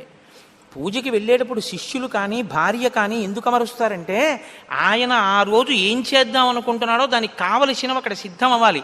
ఇంటి కోడలకి సంప్రదాయం తెలియడం అంటే అదే. మామగారు భర్త పూజ చేస్తుంటే ఏవేవి ఉండాలో అవి సిద్ధం చెయ్యాలి కోడలు. ఆ కోడలకి తెలియదు అంటే ఆ ఇంటికి మర్యాద అని ఆ అమ్మాయి తేలేదు అని గుర్తు. మీ ఇంటికి వస్తే పనిపిల్ల నాకు పాలిచ్చింది అనుకోండి, కోడలు చెప్పులు వేసుకుని తిరుగుతోంది అనుకోండి, ఇంకో మాట నేను వెళ్ళక్కర్లేదు అని గుర్తు. ఇంటి ఐశ్వర్యం ఎవరి మీద ఆధారపడుతుంది? కోడలు ఇంటికి వచ్చిన పెద్దల్ని సేవించడం మీద ఆధారపడి ఉంటుంది. కాబట్టి పూజ చేస్తూ మీరు అదే పనిగా సెల్ ఫోన్ పక్కనట్టుకుని మాట్లాడుతున్నారు అనుకోండి, మీరు చేసిన పూజ ఎక్కడెక్కడ ఎంత భాగం చేశారో ఆ ఫలితం వాళ్ళ ఖాతాలో వేసేస్తారు. మీరు పూజ చేసి లేచేటప్పటికీ మీకు 0, ఏమీ ఉండదు. మాట్లాడకూడదు, మౌనంగా ఉండాలి. అందుకే పూజాగృహంలోకి వెళ్ళి మళ్ళీ పూజాగృహంలోంచి బయటికి వచ్చే పర్యంతం ఓ సంకేతం ఉంటుంది. ఓ చిటిక వేశాడనుకోండి, అలవాటు ఉంటుంది. చిటిక వినపడింది, లేకపోతే తలుపు ఏదో ఇలా అన్నాడు అనుకోండి, అంటే ఆయనకి ఏదో అవసరం వచ్చిందనమాట. పూజలో ఏదో పదార్థం లేదు, అక్కడ మరిచిపోయారు, కాబట్టి వెంటనే మీరు రావాలి అక్కడికి. కాబట్టి అది పెద్దలైనటువంటి వారి పూజ అలా ఉంటుంది. భారతీ తీర్థస్వామి వారు అభిషేకం చేస్తుంటారు, ఎప్పుడైనా మాట్లాడతారేమో చూడండి. కూర్చున్నారంటే అయిపోయే పర్యంతం మధ్య మధ్యలో ధారాపాత్రలో నీళ్లు పోసి ఇలా చూస్తారు తప్ప, ధారాపాత్రలో నీళ్లు పోసాని శివలింగం మీద పడుతున్నాయి కదా అని ఎవరినో పిలిచి కాసేపు వాడితో మాట్లాడి మళ్ళీ నీళ్లు పోసి అలా చేయరు. మౌన దీక్ష తీసుకుంటూ ఉంటారు ప్రత్యేకం. అందుకని విశ్వామిత్రుడు మౌనంలోకి వెళ్తున్నాడు. రామాయణం నేను అందుకే మీకు చెప్పింది, రామాయణంలో ప్రతి చిన్న విషయాన్ని చెప్తూ ఉంటారు. విశ్వామిత్రుడు మౌనంలోకి వెళ్తున్నాడు, మునులు రాముడికి చెప్పారు. రాముడు పరిగెత్తుకొచ్చి అడిగాడు, నిద్రపోలేదు, పరుగున వచ్చి మిగిలిన మునుల దగ్గరికి, ఏమండి ఎప్పుడు మొదలవుతుందండి, ఎన్నాళ్ళు ఉంటుందండి, ఎన్ని రాత్రులు ఉంటుంది, ఎన్ని పగళ్ళు ఉంటుంది, మహర్షి ఎంతసేపు కూర్చుంటారు, నేను ఎంతసేపు దీనికి సిద్ధంగా ఉండాలి, 7 రాత్రులు 7 పగళ్ళు జరుగుతుంది, ఎప్పుడైనా రావచ్చు రాక్షసులు, కాబట్టి నువ్వు 7 రాత్రులు 7 పగళ్ళు నిద్రపోకూడదు, కూర్చోకూడదు, నిలబడే యాగశాల చుట్టూ తిరుగుతూ ఉండాలి. పైనుంచి రావచ్చు, కింద నుంచి రావచ్చు, పక్క నుంచి రావచ్చు. ధనుర్ధరుడవై ఇలా కోదండం పట్టుకుని కనపడగానే బాణం తీసి వేసేయడానికి సిద్ధంగా కునుకు లేకుండా తిరగాలని చెప్పారు. వాళ్ళు ఎప్పుడు వచ్చారో తెలుసా అండి? 6వ రోజు వచ్చారు. ఎందుకు 6వ రోజు రావాలి అంటే అప్పటికి ఆయన నిద్రపోయి 6 రోజులు అయిందిగా, సహజంగా బడలేకుంటుందిగా. కాబట్టి ఇప్పుడు కొంచెం ఆయన కూడా కాస్త కొనుక్కుతూ మెల్లిగా ఉంటాడు కాబట్టి తెచ్చి రక్తం పోసేయచ్చు, పాడు చేసేయచ్చు. అందులో వాళ్ళు 6వ రోజు వచ్చారు. ఎవరి ప్రణాళిక వాళ్ళది కదండి, ఎవరి పనికి వాడు సిద్ధంగా ఉంటాడు. అయినా రాముడు సిద్ధంగా ఉన్నాడు. ఎందుకు ఉండగలిగాడు? రాముడి గొప్పని మీరు అనుకుంటే నేను ఒప్పుకోను.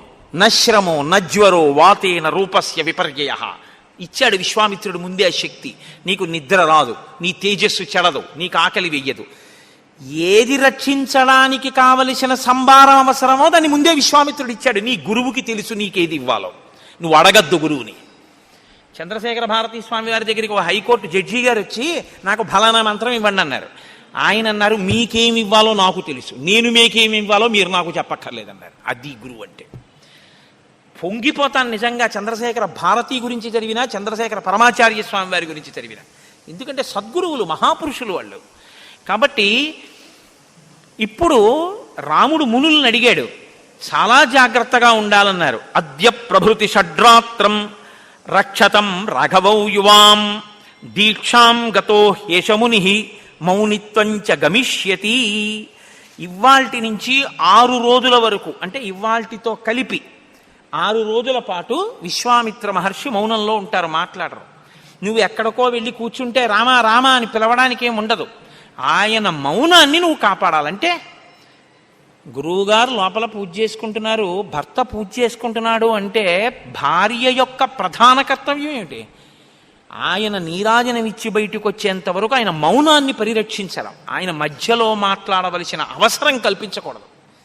లేకపోతే నీ ఇల్లు ఎలా వృద్ధిలోకి వస్తుంది? ఆయనతో మాట్లాడిస్తే, ఆయనకి తపశ్శక్తి లేకపోతే, ఆయన ఈశ్వరానుగ్రహాన్ని పొందకపోతే, ఆయన అడుగుతున్నాడు, ధర్మపత్ని సమేతస్య సకుటుంబస్య సబాంధవస్య, వీళ్ళందరూ బాగుండడానికి నేను ఈ పూజ చేస్తున్నాను అంటున్నాడు.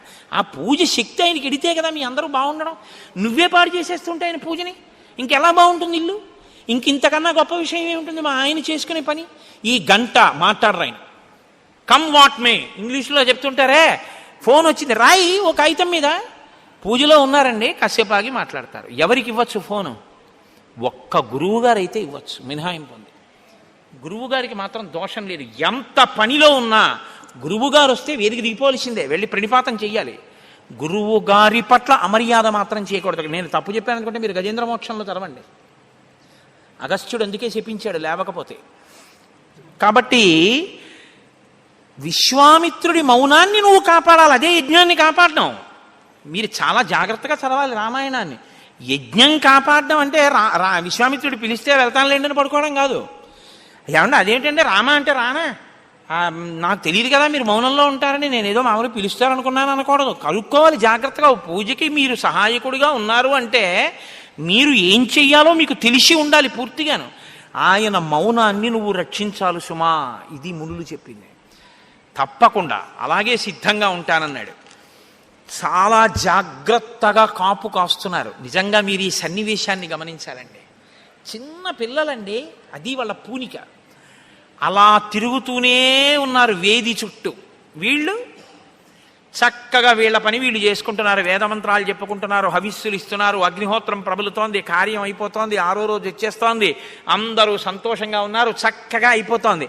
అందరూ అన్ని పనులు చేస్తున్నారు. ఎప్పుడూ అదే పని మీద ఉన్న వాళ్ళు ఎవరు? చిన్న పిల్లలు ఇద్దరు. ఊన షోడశ వర్షో మే అన్నాడు దశరథుడు. నీకేం తెలుసులేవయా, అహం వేద్మి మహాత్మానం రామం సత్యపరాక్రమం అన్నాడు. అందుకే విశ్వామిత్రుడు. ఇద్దరు ధనస్సులు పట్టుకుని అలా తిరుగుతూనే ఉన్నారు. ఇలా ఆకాశంలోకి చూస్తున్నారు, ఇలా పక్కలకి చూస్తున్నారు.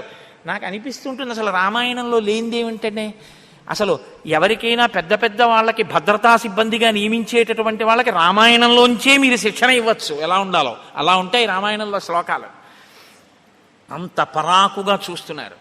ఇంతలో సంకేతం ఒకటి బయటికి వచ్చిందంటే తెలియాలి, ఎక్కడ ఏది జరుగుతోందో 1000 కన్నులతో గమనించగలిగినటువంటి శక్తి ఉండాలి.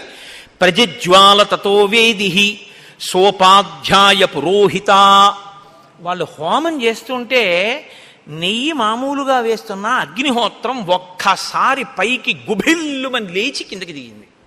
అంటే ఉపద్రవం వస్తోంది అని సంకేతం. యజ్ఞంలో మీరు ఇస్తున్నది దేవతలకండి. హవ్యవాహనుడై అగ్నిహోత్రుడు పట్టుకెడుతున్నాడు దేవతలకి. ఆయనకి కూడా యజమానుల యందు ప్రీతి ఉంటుంది, ఆయనకి కూడా రక్షకుల యందు ప్రీతి ఉంటుంది, వాళ్ళ ధర్మనిష్ట యందు. ఆయన ఒక సంకేతం చేశాడు, వస్తున్నారు రాక్షసులు జాగ్రత్త. ఒక్కసారి పైకి లేచి దిగింది. రామచంద్రమూర్తి మరింత జాగ్రత్తగా, ఓ యజ్ఞంలో అగ్నిహోత్రం పైకి లేచింది అంటే వస్తున్నారన్నమాట. చాలా జాగ్రత్త పడ్డారు. మారీశ్చ సుబాహుశ్చ తయోరనుచరాశ్చయే ఆగమ్య భీమ సంకాశ రుధిరౌఘం అవాసృజన్. మారీచుడు సుబాహువు ఆకాశ మార్గంలో వచ్చి వెంటనే నెత్తురు తీసుకొచ్చి ఆ రక్తాన్ని హోమగుండంలో పోశారు. ఒక్కసారి హోమగుండంలోంచి ధ్వని వస్తూ ఆ రక్తంతో కలిసినటువంటి ఎర్రటి మంట జాజ్వల్యమానంగా పైకి లేచింది. చూశాడు రాముడు.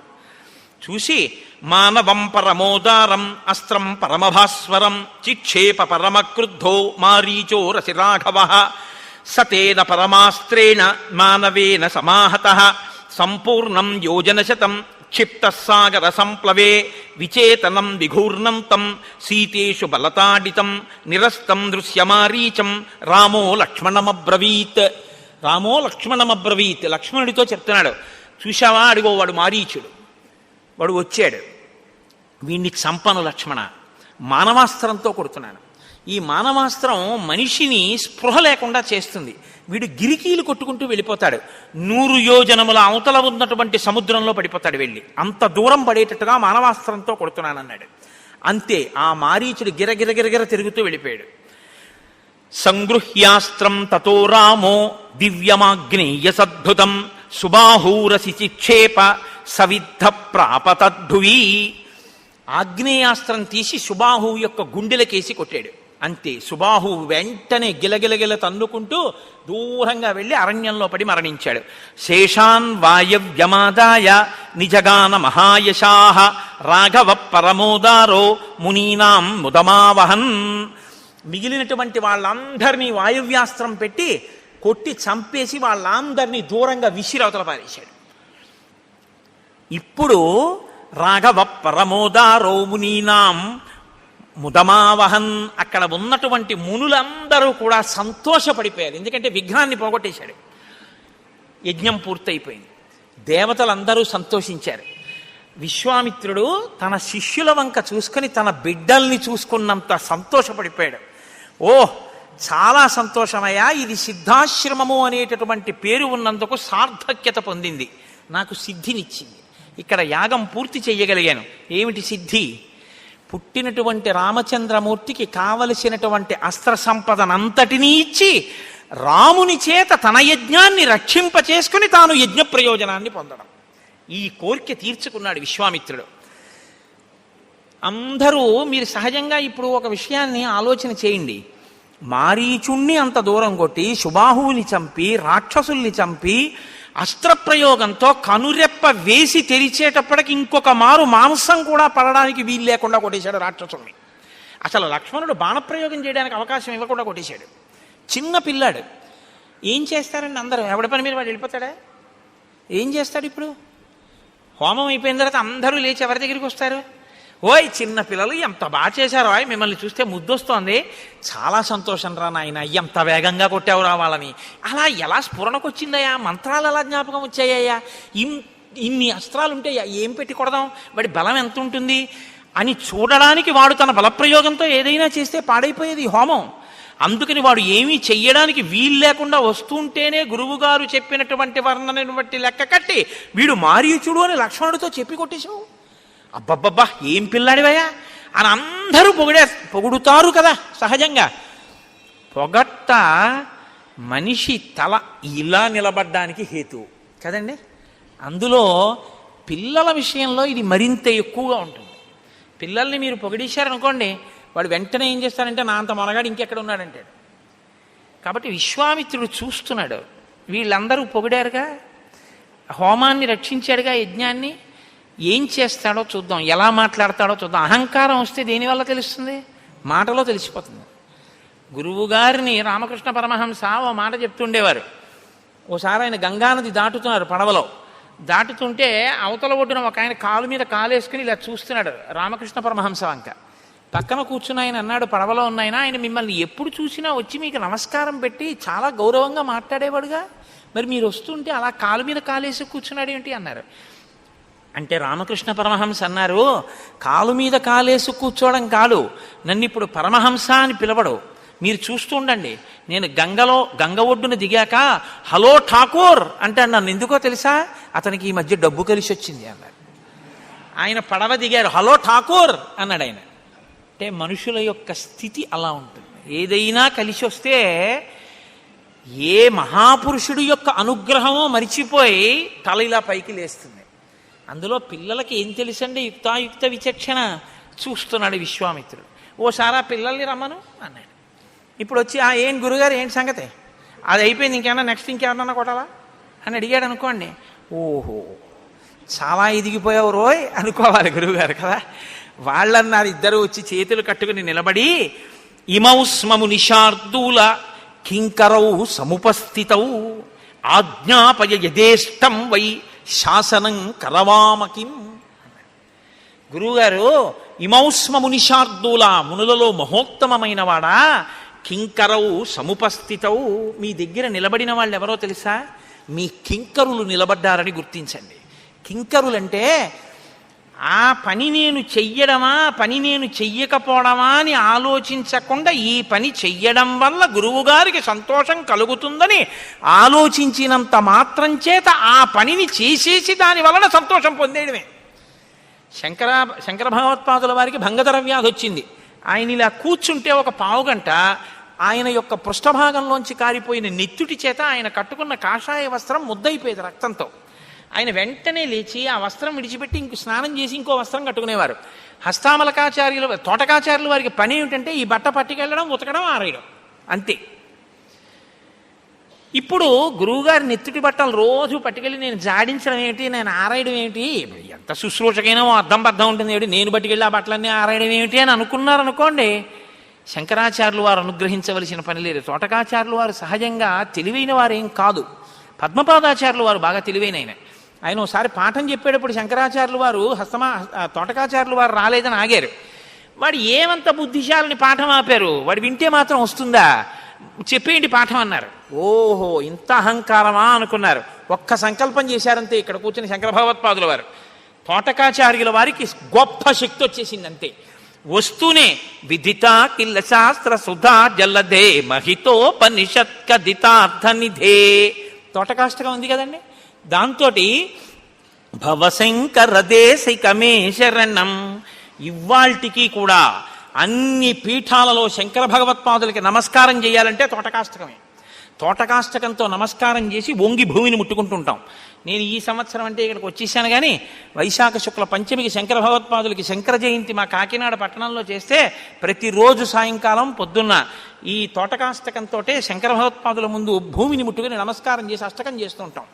కాబట్టి గురువు వినయానికి లొంగిపోతాడు. కాబట్టి ఎలా మాట్లాడుతున్నాడో చూడండి రాముడు. ఇమౌస్మము నిషార్దూల కింకరౌ సముపస్థితౌ ఆజ్ఞాపయ యథేచ్ఛం వై శాసనం కరవామకిం. ఈ పని చెప్పడమా, ఈ పని చెప్పకపోవడమా అన్న ఆలోచన ఎప్పుడూ రానివ్వద్దు మీ కింకరులం. యథేచ్ఛం వై, మీ ఇష్టం వచ్చినట్టు ఆజ్ఞాపించండి. శాసనం కరవామకిం, మీరు ఒకటి చెప్పాక అది అలా చెయ్యాలంటారా, అండం ఉండదు. ఇంకా అది శాసనం. మాకు శాసనం చేసేవాడు ప్రభువు, తాను రాజకుమారుడు, తానంటున్నాడు మీది మాకు శాసనం. ఇది గురుభక్తి అంటే. శ్రీరామాయణం మనకి గురుభక్తిని నేర్పుతుందండి. ఒక గురువుగారి దగ్గరికి వెళ్ళడం అంటే, ఒక గురువుగారి దగ్గర నిలబడడం అంటే, ఒక గురువుగారితో మాట్లాడడం అంటే, గురువు శక్తిని తెలుసుకోవడం అంటే, రామాయణం మీకు జీర్ణమైతే మీ స్థితి మారిపోతుంది. అంత గొప్పగా మాట్లాడుతుంది రామాయణం. అందుకే రామచంద్రమూర్తి అంటే రాశీభూతమైనటువంటి వినయం. సరే, ఎంతో సంతోషించాడు. సంతోషించి అన్నాడు, నాయనా నేను ఇక్కడ జరిగేటటువంటి యజ్ఞం కోసం ఇక్కడికి వచ్చాను, తిరిగి నేను హిమవత్ పర్వత ప్రాంతానికి వెళ్ళిపోతాను. ప్రస్తుతం మిథిలాధిపతి అయినటువంటి జనక మహారాజు గారు చేసేటటువంటి యజ్ఞాన్ని చూడ్డానికి వెళ్తున్నాను. నువ్వు కూడా నాతో వస్తే బాగుంటుంది, మనం వెడదాం అన్నాడు. ఇప్పుడు ఏదో తోచి తోడసనమ్మ తోడికోడలు పుట్టింటికి వెళ్ళిందని నేను వెడుతున్నాను జనక మహారాజు గారి యజ్ఞం చూడడానికి, నువ్వు నాతో రా అంటే ఏమైనా బాగుంటుందండి? అది విశ్వామిత్రుడు మాట్లాడవలసిన మాట కాదది. విశ్వామిత్రుడు వచ్చింది ఎందుకు? 2 కారణాలకు వచ్చాడు. సమస్త అస్త్ర సంపద రాముడికి ఇవ్వాలి. నామకరణం వశిష్ఠుడు చేసేశాడు. రాముడికి కళ్యాణం తను చెయ్యాలి.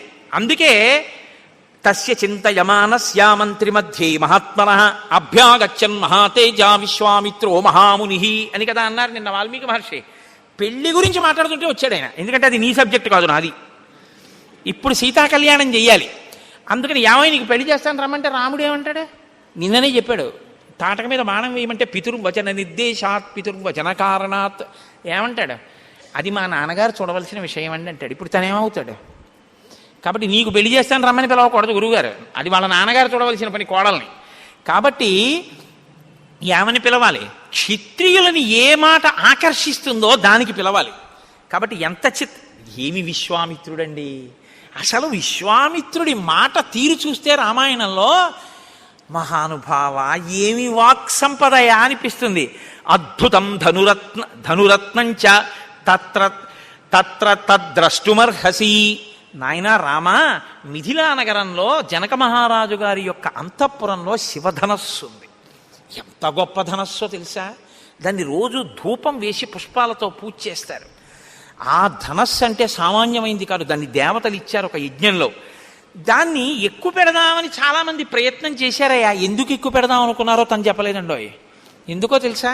అది ఎక్కువ పెడితే సీతమ్మని ఇస్తాట జనకుడు అని అనుకోండి, మనకెందుకు లేండి, ఆ గొడవ మా నాన్నగారు చూస్తారంటాడు. అందుకని అది చెప్పలేదు విశ్వామిత్రుడు. ధనస్సు ఎక్కువ పెట్టడం చెప్పాడంతే. చెప్పకపోతే తప్ప? మరి సీతమ్మ గురించి చెప్పకపోవడం తప్పు కదండి. అంటే ఆయనకి అప్పుడు ఆయన ఏమంటాడంటే, బ్రహ్మచారికి నాకెందుకు ఆ విషయం, వాళ్ళ నాన్నగారు చూసుకోవాల్సిన విషయం, నేను ధనస్సు గురించే చెప్పానయా అంటాడు. విశ్వామిత్రుడికి మనం చెప్పలేము, ఆయన ధర్మాత్ముడు. కాబట్టి ఎంత గమ్మత్తుగా అన్నాడంటే, నాస్య దేవా నగంధర్వా నాసురా నచరాక్షసా కర్తుమారోపణం శక్త నకథంచ నమానుషాహ. ఎంత గమ్మత్తుగా మాట్లాడాడో చూడండి. ఆ ధనస్సు ఎక్కువ పెడదామని చాలామంది చూశారు రామా. దాన్ని దేవతలు చూశారు, గంధర్వులు చూశారు, అసురులు చూశారు, రాక్షసులు చూశారు. ఎవ్వరూ ఎక్కువ పెట్టలేకపోయారు. నకథంచ నమానుషాహ, ఇంకా మనుషులేమి ఎక్కువ పెడతారులే అన్నాడు. అంటే రాముడు పౌరుషవంతుడు. క్షత్రియుడు పౌరుషహీనుడైతే ఎలా పనికొస్తుందండి? అది ఉత్తమ గుణం. భూపసభాంతరాళమున పుష్కళమక్చతురత్తమాది బాహాపటు శక్తియున్ యశమునందనురక్తియు ప్రకృతి సిద్ధగుణంబులు సజ్జనాళికిన్నంటాడు భర్తృహరి.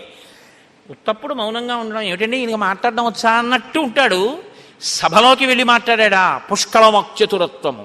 అంతేగాని సభలోకి వెళ్ళి తలబడకూడదు, కిందకొచ్చి పుష్కలంగా మాట్లాడకూడదు. కాబట్టి ఎక్కడ ఏది ఉండాలో అది ఉండాలి, ఆ సంపద ఉండాలి. కాబట్టి రాముడికి ఈ మాట అన్న తర్వాత ఏంటి, మనుషులు ఎక్కువ పెట్టలేకపోవడం ఏంటి? గురువుగారు అలా అనకండి, నేను ఎక్కువ పెడతాననకూడదు. అలా అని గురువుగారి దగ్గర అధిక్షేపిస్తే ఎక్కువ పెడతావా అని, ఆ సమయమునకు నీకు ఆ బలము ద్యోతకమగుకుండుగాక అన్నాడు అనుకోని ఏమైపోతాడు? గురువుగారి దగ్గర అనక్కర్లేదు, అక్కడికి వెళ్ళాక గురువుగారిని ఆశీర్వచనం అడుగు, తథాస్తు అంటే ఎక్కువ పెట్టేస్తావు అంతే. కాబట్టి రాముడు ఊరుకున్నాడు. రాముడు గురువుగారు అలా అన్నారని ఎదిరించకూడదు. కానీ గురువుగారు ఇలా అంటున్నారేంటి, మనుషులు ఎవరూ ఎక్కువ పెట్టలేరంటున్నారేంటి, మనం చూడాలి అన్న ఉత్సాహం ఆ పిల్లాడికి రావాలి. అందుకని ఇలా అన్నాడు. అంటే ఇప్పుడు రాముడు అన్నాడు, గురువుగారు వెడదాం పదండి. ఇది కళ్యాణానికి తీసుకెళ్ళడానికి విశ్వామిత్ర మహర్షి వేసుకున్న ప్రణాళిక. ఇప్పుడు కలిసి బయలుదేరారు. బయలుదేరితేట విశ్వామిత్రుడు సిద్ధాశ్రమంలోంచి బయలుదేరితే మునులందరూ వెంట వచ్చి వీడ్కోలు పలికారు. బాగుంది. మృగపక్షి గణాశ్చైవా సిద్ధాశ్రమ నివాసినః అనుజగ్ముర్మహాత్మానం విశ్వామిత్రం మహామునిం నివర్తయామాస తతః పక్షి సంఘాన్ మృగానపి. పక్షులు మృగాలు కూడా ఆయనతో పాటే వచ్చేస్తున్నాయిట. నేను ఇది మీతో మనవి చేసింది. మహాపురుషుల యందు జంతువులు, ప్రకృతి అన్నీ అనుబంధం పెంచుకుంటాయి. విశ్వామిత్రుడు అన్నట్ట, కాదు కాదు, నేనంటే సిద్ధాశ్రమం నుంచి వెడుతున్నాను, మీరు ఇక్కడే ఉండండి అని వాళ్ళని వెనక్కి వెళ్ళిపోమన్నాక వెనక్కి వెళ్ళిపోయేట. కలిసి బయలుదేరారు. వెళ్ళిన తర్వాత శోణానదీ తీరంలో ఆ రోజు రాత్రి విశ్రమించారు. రాముడు అడిగాడు, అసలు ఈ శోణానది ఏమిటి, ఈ నగరాలు ఏమిటి, రాజ్యం ఏమిటి, ఇది ఎవరిది, దీన్ని ఎవరు పరిపాలిస్తున్నారో నాకు చెప్పండి అని అడిగాడు. నాయన, మా వంశమునకు కర్త బ్రహ్మమానస పుత్రుడు, అయోనిజుడు, మహానుభావుడు కుశుడు అనబడేటటువంటి ఆయన ఉన్నాడు. ఆయన భార్య పేరు వైదర్భి. ఆయనకి 4 కుమారులు, కుశాంబుడు, కుశనాభుడు, అధూర్తరజసుడు, వసువు. ఒకానొక నాడు కుశుడు వీళ్ళందరినీ పిలిచి 4 కుమారుల్ని, మీరు ప్రజారక్షణ కొరకు 4 నగరములను నిర్మించుకుని రాజ్య పరిపాలన చెయ్యండి అన్నాడు. కుశాంబుడు కౌశాంబిని, కుశనాభుడు మహోదయమును, అధూర్తరజసుడు ధర్మారణ్యమును, వసువు గిరివ్రజమును నిర్మించారు. ఇప్పుడు మనం ఉన్నటువంటి ప్రాంతాన్ని గిరివ్రజము అని పిలుస్తారు. రామా, మనం ఈ రాజ్యంలో ఉన్నాం అని చెప్పి ఆయన ఒక మాట అన్నాడు. కుశనాభస్తు రాజర్షి కన్యాశతమనుత్తమం జనయామాస ధర్మాత్మ ఘృతాచ్యాం రఘునందన. కుశనాభుడు అనేటటువంటి రాజర్షికి ఆయనకి ఘృతాచి అనబడేటటువంటి ఒక అప్సర స్త్రీ వలన 9 కన్యలు కలిగారు. వాళ్ళు అప్సరస యొక్క పిల్లలు కనుక దేవతల యొక్క స్థితిని పొందారు, అంత అందాన్ని పొందారు. వాళ్ళు నూర్గురు యవ్వనవతులై ఒకరోజు సాయంకాలం ఉద్యానవనంలో రకరకాలైనటువంటి వాద్య పరికరములను మోగించుకుంటూ తిరుగుతున్నారు. బాలకాండలో అత్యంత గొప్ప సర్గల్లో ఇదొకటి. పైకి కనపడదు, కానీ నిజంగా అసలు సనాతన ధర్మము యొక్క సాంస్కృతి విలువల పట్టు ఎక్కడుందో ఈ సర్గ చూపిస్తుంది. వీళ్ళందరూ అక్కడ నిలబడి ఉంటే వాయువు వచ్చాడు. వచ్చి ఆయన అన్నాడు, తాహ సర్వగుణ సంపన్న రూపయవ్వన సంయుతాః దృష్టా సర్వాత్మకో వాయు ఇదం వచనమబ్రవీత్ అహం భక్కామయే సర్వా భార్యా మమ భవిష్యథ మానుషస్వజ్యతాం భావో దీర్ఘమాయురవాప్స్యథ చలం హి యవ్వనం నిత్యం మానుషేషు విశేషతః అక్షయ్యం యవ్వనం ప్రాప్త అమర్యస్య భవిష్యథ. మీరు నరకాంతలుగా ఉన్నారు, అప్సరసకి జన్మించినా కూడా. కాబట్టి మీ యవ్వనం కొంతకాలానికి తరిగిపోతుంది. నేను వాయుదేవుడను, మీ నూర్గురు నాకు భార్యలు కండి, నేను మీ యందు అనురక్తుడనయ్యాను. మీరు దేవతాత్వాన్ని పొందితే మీ యవ్వనం స్థిరంగా ఉంటుంది, అందుకని మీరు నాకు భార్యలు కండి అన్నాడు. అంటే నూర్గురు కన్యలు ఒకరితో ఒకరు మాట్లాడుకోకుండా ఏకకాలంలో నూర్గురు కలిసి ఒక్కటే మాట అన్నారు. బాగా గుర్తుపెట్టుకోండి, ఒకరితో ఒకరు మాట్లాడుకుని కాదు, ఏకకాలంలో నూర్గురు కలిసి జవాబు చెప్పారు. ఏమని? మా భూత్ సకాలో దుర్మేధ పితరం సత్యమాదినం నావమన్యస్య ధర్మేణ స్వయంవరముపాస్మహే పితా హి ప్రభురస్మాకం దైవతం పరమం హి సహ యస్య నో దాస్యతి పితా సనో భర్తా భవిష్యసి సనో భర్తా భవిష్యతి. ఇప్పుడు మమ్మల్ని అడిగావు దుర్మేధ, ఈ లోకంలో ఏ ఆడపిల్లని ఏ పురుషుడు కూడా నేను నిన్ను వివాహం ఆడతానన్న మాట అడగకూడదు.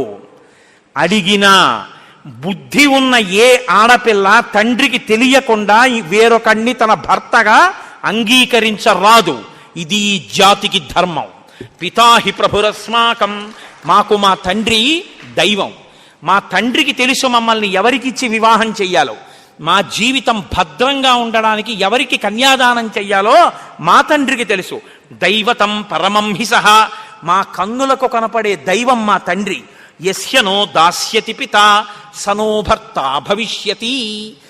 ఈ దేశంలో ఇప్పుడు కాదు ఎప్పటికీ కూడా ఆడపిల్ల తండ్రి మాట కాదని తనకు తాను స్వతంత్రించి తన భర్తని తాను ఎన్నుకునేటటువంటి దుర్దినము రాకుండుగాక అన్నారు వాళ్ళు. ఇది జాతి సంస్కృతి మూలం. దీనికి అనుగుణంగానే మనం ఏ రచనలు చేసినా చెయ్యాలి తప్ప ఆడపిల్లల్ని మగపిల్లల్ని బరితెగించేటట్టుగా వాళ్లలో ఉన్నటువంటి యవ్వనోద్రేకాన్ని రెచ్చగొట్టి నీకు 100 రూపాయల టిక్కెట్ కోసం లక్షలు లాభం రావడం కోసం 3 గంటలు మాదక ద్రవ్యం లాంటి సినిమా తీసి డైలాగులు రాసి జాతిని పాడు చేసేటటువంటి నైతికమైన అధికారం నీకు లేదు. అది వాడికి లేకపోయినా అడగవలసిన అవసరం పెద్దలకుంది. మేము రామాయణానికి వారసులం, నీ ఇష్టం వచ్చినట్టు నువ్వు రాయడానికి వీల్లేదని నిలదీసేటటువంటి రోజు వస్తే తప్ప మన బిడ్డల్ని మనం రక్షించుకునే స్థితి మనకి రాదు. మనం ఎందుకు రామాయణానికి వారసులమో, రామాయణం అంటే ఏమిటో మీరు గమనించెదరుగాక. కాబట్టి పితాహి ప్రభురస్మాకం దైవతం పరమం హి సహ యస్యనో దాస్యతి పితా సనో భర్తా భవిష్యసి. ఈ మాట అంటే కోపం వచ్చింది వాయుదేవుడికి. ఆయన వాళ్ళ యొక్క శరీరములలోకి బాగా ప్రవేశించి వాళ్ళ శరీరములు వంకర్లు తిరిగిపోయేటట్టుగా చేసేసాడు. చేసేస్తే వాళ్ళెవ్వరూ కూడా కదలలేని స్థితిలో వెళ్ళిపోయి అంతఃపురంలో కింద పడిపోయారు. కింద పడిపోయి ఉంటే రాజైనటువంటి కుశనాభుడు తండ్రి వచ్చాడు. వచ్చి ఏమమ్మా మీరందరు ఇలా కింద పడిపోయారు అని అడిగాడు. అడిగితే వాళ్ళన్నారు, నాన్నగారు వాయుదేవుడు మమ్మల్ని భార్యలు కమ్మని అడిగాడు. మేమందరం కలిసి ముక్తకంఠంతో ఒక మాట చెప్పాం, మేము నీకు భార్యలు కావడం అన్నది మా నాన్నగారి అభిష్టం మీద ఆధారపడి ఉంటుంది, ఆయన చెయ్యాలి కన్యాదానం అన్నాం. కోపగించి మమ్మల్ని విరూపల్ని చేశాడు అన్నాడు. అంటే ఆయన అన్నాడు, ఏమమ్మా మీకు తపశ్శక్తి ఉంది కదా, మీరు మరి ఆయన్ని శపించలేదా అని అడిగారు. వాళ్ళన్నారు, నాన్నగారు శక్తి ఉంది కదా అని కోపం వచ్చిన చోటల్లా తప్పు చేసిన చోటల్లా మనం శాపవాక్కు వెడితే ఈ లోకం ఉంటుందా అని అడిగారు వాళ్ళు. కాబట్టి మేము క్షమాగుణంతో ఓర్పుతో వెనక్కి వచ్చేసాను నాన్నగారు అన్నారు. ఇది రామాయణం అంటే.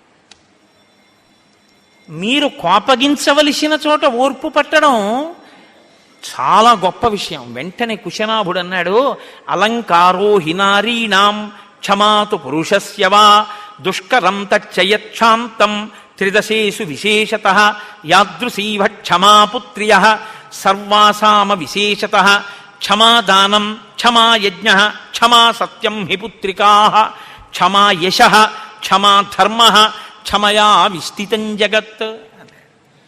అమ్మా అలంకారోహినారీనాం, ఆడవాళ్ళకి అలంకారం అమ్మా ఓర్పు.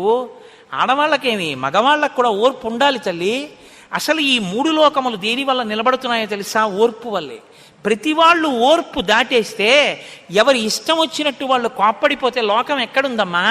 ఉండదు. క్షమాదానం, ఓర్పే దానం. క్షమా యజ్ఞం, ఓర్పే యజ్ఞం. క్షమా సత్యం హి పుత్రికా, క్షమయే ఈశ్వరుడు. క్షమా యశ, ఓర్పుయే కీర్తి. క్షమా ధర్మ, ఓర్పుయే ధర్మం. క్షమయా విస్థితం జగత్, ఓర్పులో ఈ జగత్తంతా నిలబడి ఉందమ్మా. ఓర్పు లేకపోతే ఈ జగత్తు లేదు తల్లి అన్నాడు. అవును నాన్నగారు అన్నారు. నాకు రామాయణం చదువుతుంటే ఒకటి అనిపిస్తుంటుంది. నిజానికి ఈ శ్లోకాలన్నీ మనం ఎవరికి చెప్పవలసి ఉంటుందంటే, యువతీ యువకులకు, చిన్నపిల్లలు శ్రీరామాయణంలోంచి నేర్చుకోవాలి. కానీ ఇవాళ మన జాతి దౌర్భాగ్యం ఏమిటంటే, శ్రీరామాయణంలో ఉందిరా అని మంచి మాట చెప్పడానికి కూడా వీల్లేదు. రామాయణంలోది పిల్లలకి చెప్పకూడదు, భాగవతంలోది చెప్పకూడదు, భారతంలోది చెప్పకూడదు, ఏది చెప్పకూడదు. ఏది చెప్పచ్చు? వాడు ఏది పాడైపోతాడో అది చూపించినా అడిగేవాడు ఉండడు. అది మన స్థితి ఇవాళ. కాబట్టి ఈ మాటలు అన్నాడు. అన్న తరువాత కొంతకాలం అయింది. ఇప్పుడు ఈ పిల్లలకి కన్యాదానం చెయ్యాలి కదా. ఆయన ఒక వరుణ్ణి నిర్ణయించాడు తండ్రి. ఇది తండ్రి నిర్ణయించడం అంటే. తండ్రి యోగ్యతాయోగ్యతల్ని నిర్ణయించడం అంటే ఎలా ఉంటుందో చూడండి.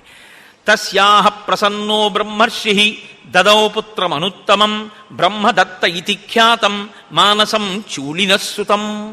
పూర్వకాలంలో మహానుభావుడైనటువంటి వాడు చూళి అనబడేటటువంటి ఒక మహర్షి ఉండేవారు. ఆయన నిరంతర తపస్సులో ఉండేవారు. ఒక గంధర్వకాంత, ఆమె పేరు సోమద. ఆమె ప్రతిరోజు ఆయనకి పరిచర్య చేసేది. ఆవిడ ఎందుకు చేస్తోందో ఆయన అడగలేదు. ఆవిడ చాలా కాలం పరిచర్య చేసింది. ఆయన తపస్సు చేసుకున్నారు. ఆయన ఒకనాడు అడిగారు, నువ్వు నాకు ఇంత సేవ చేస్తున్నావు, నీకు వివాహం కాలేదు, నువ్వు హాయిగా సంతోషంగా భర్తని స్వీకరించి ఉండొచ్చు, నువ్వు ఎందుకు నాకు ఇంత సేవ చేస్తున్నావమ్మా అని అడిగారు. అంటే ఆవిడంది, నీ వలన నాకు బ్రహ్మవేత్త అయినటువంటి కుమారుడు కావాలి అని అడిగింది. ఆయన అన్నాడు, తప్పకుండా నువ్వు చేసిన సేవకి నీకు అనుగ్రహిస్తానని. మనసా, బాగా జ్ఞాపకం పెట్టుకోండి, ఇతరమైనటువంటి మైథున ప్రక్రియ చేత కాదు, మనస సంకల్పశక్తి చేత ఆమెకి ఒక కుమారుణ్ణి కటాక్షించాడు. ఆ పిల్లవాడి పేరు బ్రహ్మదత్తుడు. ఆమె మహర్షిని సేవించి పొందింది కనుక మహాత్ముడైనటువంటి కుమారుడు లభించాడు. ఆయన బ్రహ్మదత్తుడు గొప్ప బ్రహ్మవేత్త. ఆయన్ని తీసుకొచ్చి 100 కన్యాదానం చేశాడు. 100 కన్యాదానం చేస్తే పాణిగ్రహణం చేయాలి, చెయ్యి పట్టుకోవాలి. ఆయన ఒక్కొక్కరి చెయ్యి పట్టుకున్నాడు. బ్రహ్మవేత్త అయినటువంటి వాడు చెయ్యి పట్టుకునేటప్పటికి లోపల వాళ్ళకి వంకర్లు కల్పించిన వాయువుకి అలా నిలబడలేక సరిగ్గా ప్రసరించాడు. వాళ్ళు 100 సౌందర్య రాసులు అయిపోయారు. అత్తగారైనటువంటి సోమద పరమ సంతోషంతో కౌగిలించుకుని కోడళ్ళని ఇంటికి తీసుకుని వెళ్ళింది. ఇది కథ. అంటే పుత్రుడి గొప్పతనానికి తల్లి ఎక్కడ శ్లాఘించాలో చూపించింది శ్రీరామాయణం. ఇంటికి వచ్చినటువంటి కోడలకి వంకర్లు లేకపోయినా వంకర్లు చూడడం కాదు, ఇంటికి వచ్చినటువంటి ఎక్కడైనా చిన్న లోటు ఉంటే దాన్ని కొడుకు చేత కప్పబడేటట్టు చేసి ఆమె పూజనీయురాలయ్యేటట్టు చేసేటట్టుగా ఉన్నటువంటి సమర్థతతో కొడుకుకి అటువంటి బోధ చేసి ఉద్ధరించగలిగిన అత్తగారు ఈ జాతికి అదృష్టం. అటువంటి అత్తగారు ఉండాలి అని కోరుకున్నారు. కాబట్టి అత్త, కోడలు, కూతురు, తండ్రి కన్యాదానం, వరించడం, ప్రేమ, వ్యవహారం, స్వైర విహారం అన్నీ 2 సర్గల్లోకి తీసుకొచ్చి పెట్టారు మహర్షి. కుశనాభోపాఖ్యానాలు. ఎవరికి చెప్తున్నారండి ఇవన్నీ? రాముడికి. నేను అందుకే మీతో మనవి చేశా, స్నాతకం చేశాడు విశ్వామిత్రుడని. వింటున్నాడు అలాగా అని. ఎలా మాట్లాడాలో, ఆడపిల్లని ఏది అడగకూడదో, ఆడపిల్ల అంటే ఎంత గొప్పదో ఎలా స్వీకరించాలో, ఎలా నిలబెట్టుకోవాలో, తాను ఎలా భార్య మనసు చూరగొనాలో, కళ్యాణం చేసుకోబోయేటటువంటి రాముడు పెళ్లి కొడుకుగా గృహస్థాశ్రమం గురించి బాగా నేర్చుకునేటట్టు అతనితోనే ప్రశ్న వేయించి చెప్పకుండా చెప్తున్నాడు విశ్వామిత్రుడు. నువ్వు పెళ్లి చేసుకుంటే ఇలా ఉండాలని చెప్పట్లేదు, అక్కడికి తీసుకెళ్లి కూర్చోబెడుతున్నాడు. ఇదేమిటి అంటున్నాడు, అక్కడ ఒక కథ చెప్తున్నాడు. ఇప్పుడు ఆ కథ నాటుకుంటోంది, ఓ ఇలా ఉండాలన్నమాట అని నేర్పుతున్నాడు.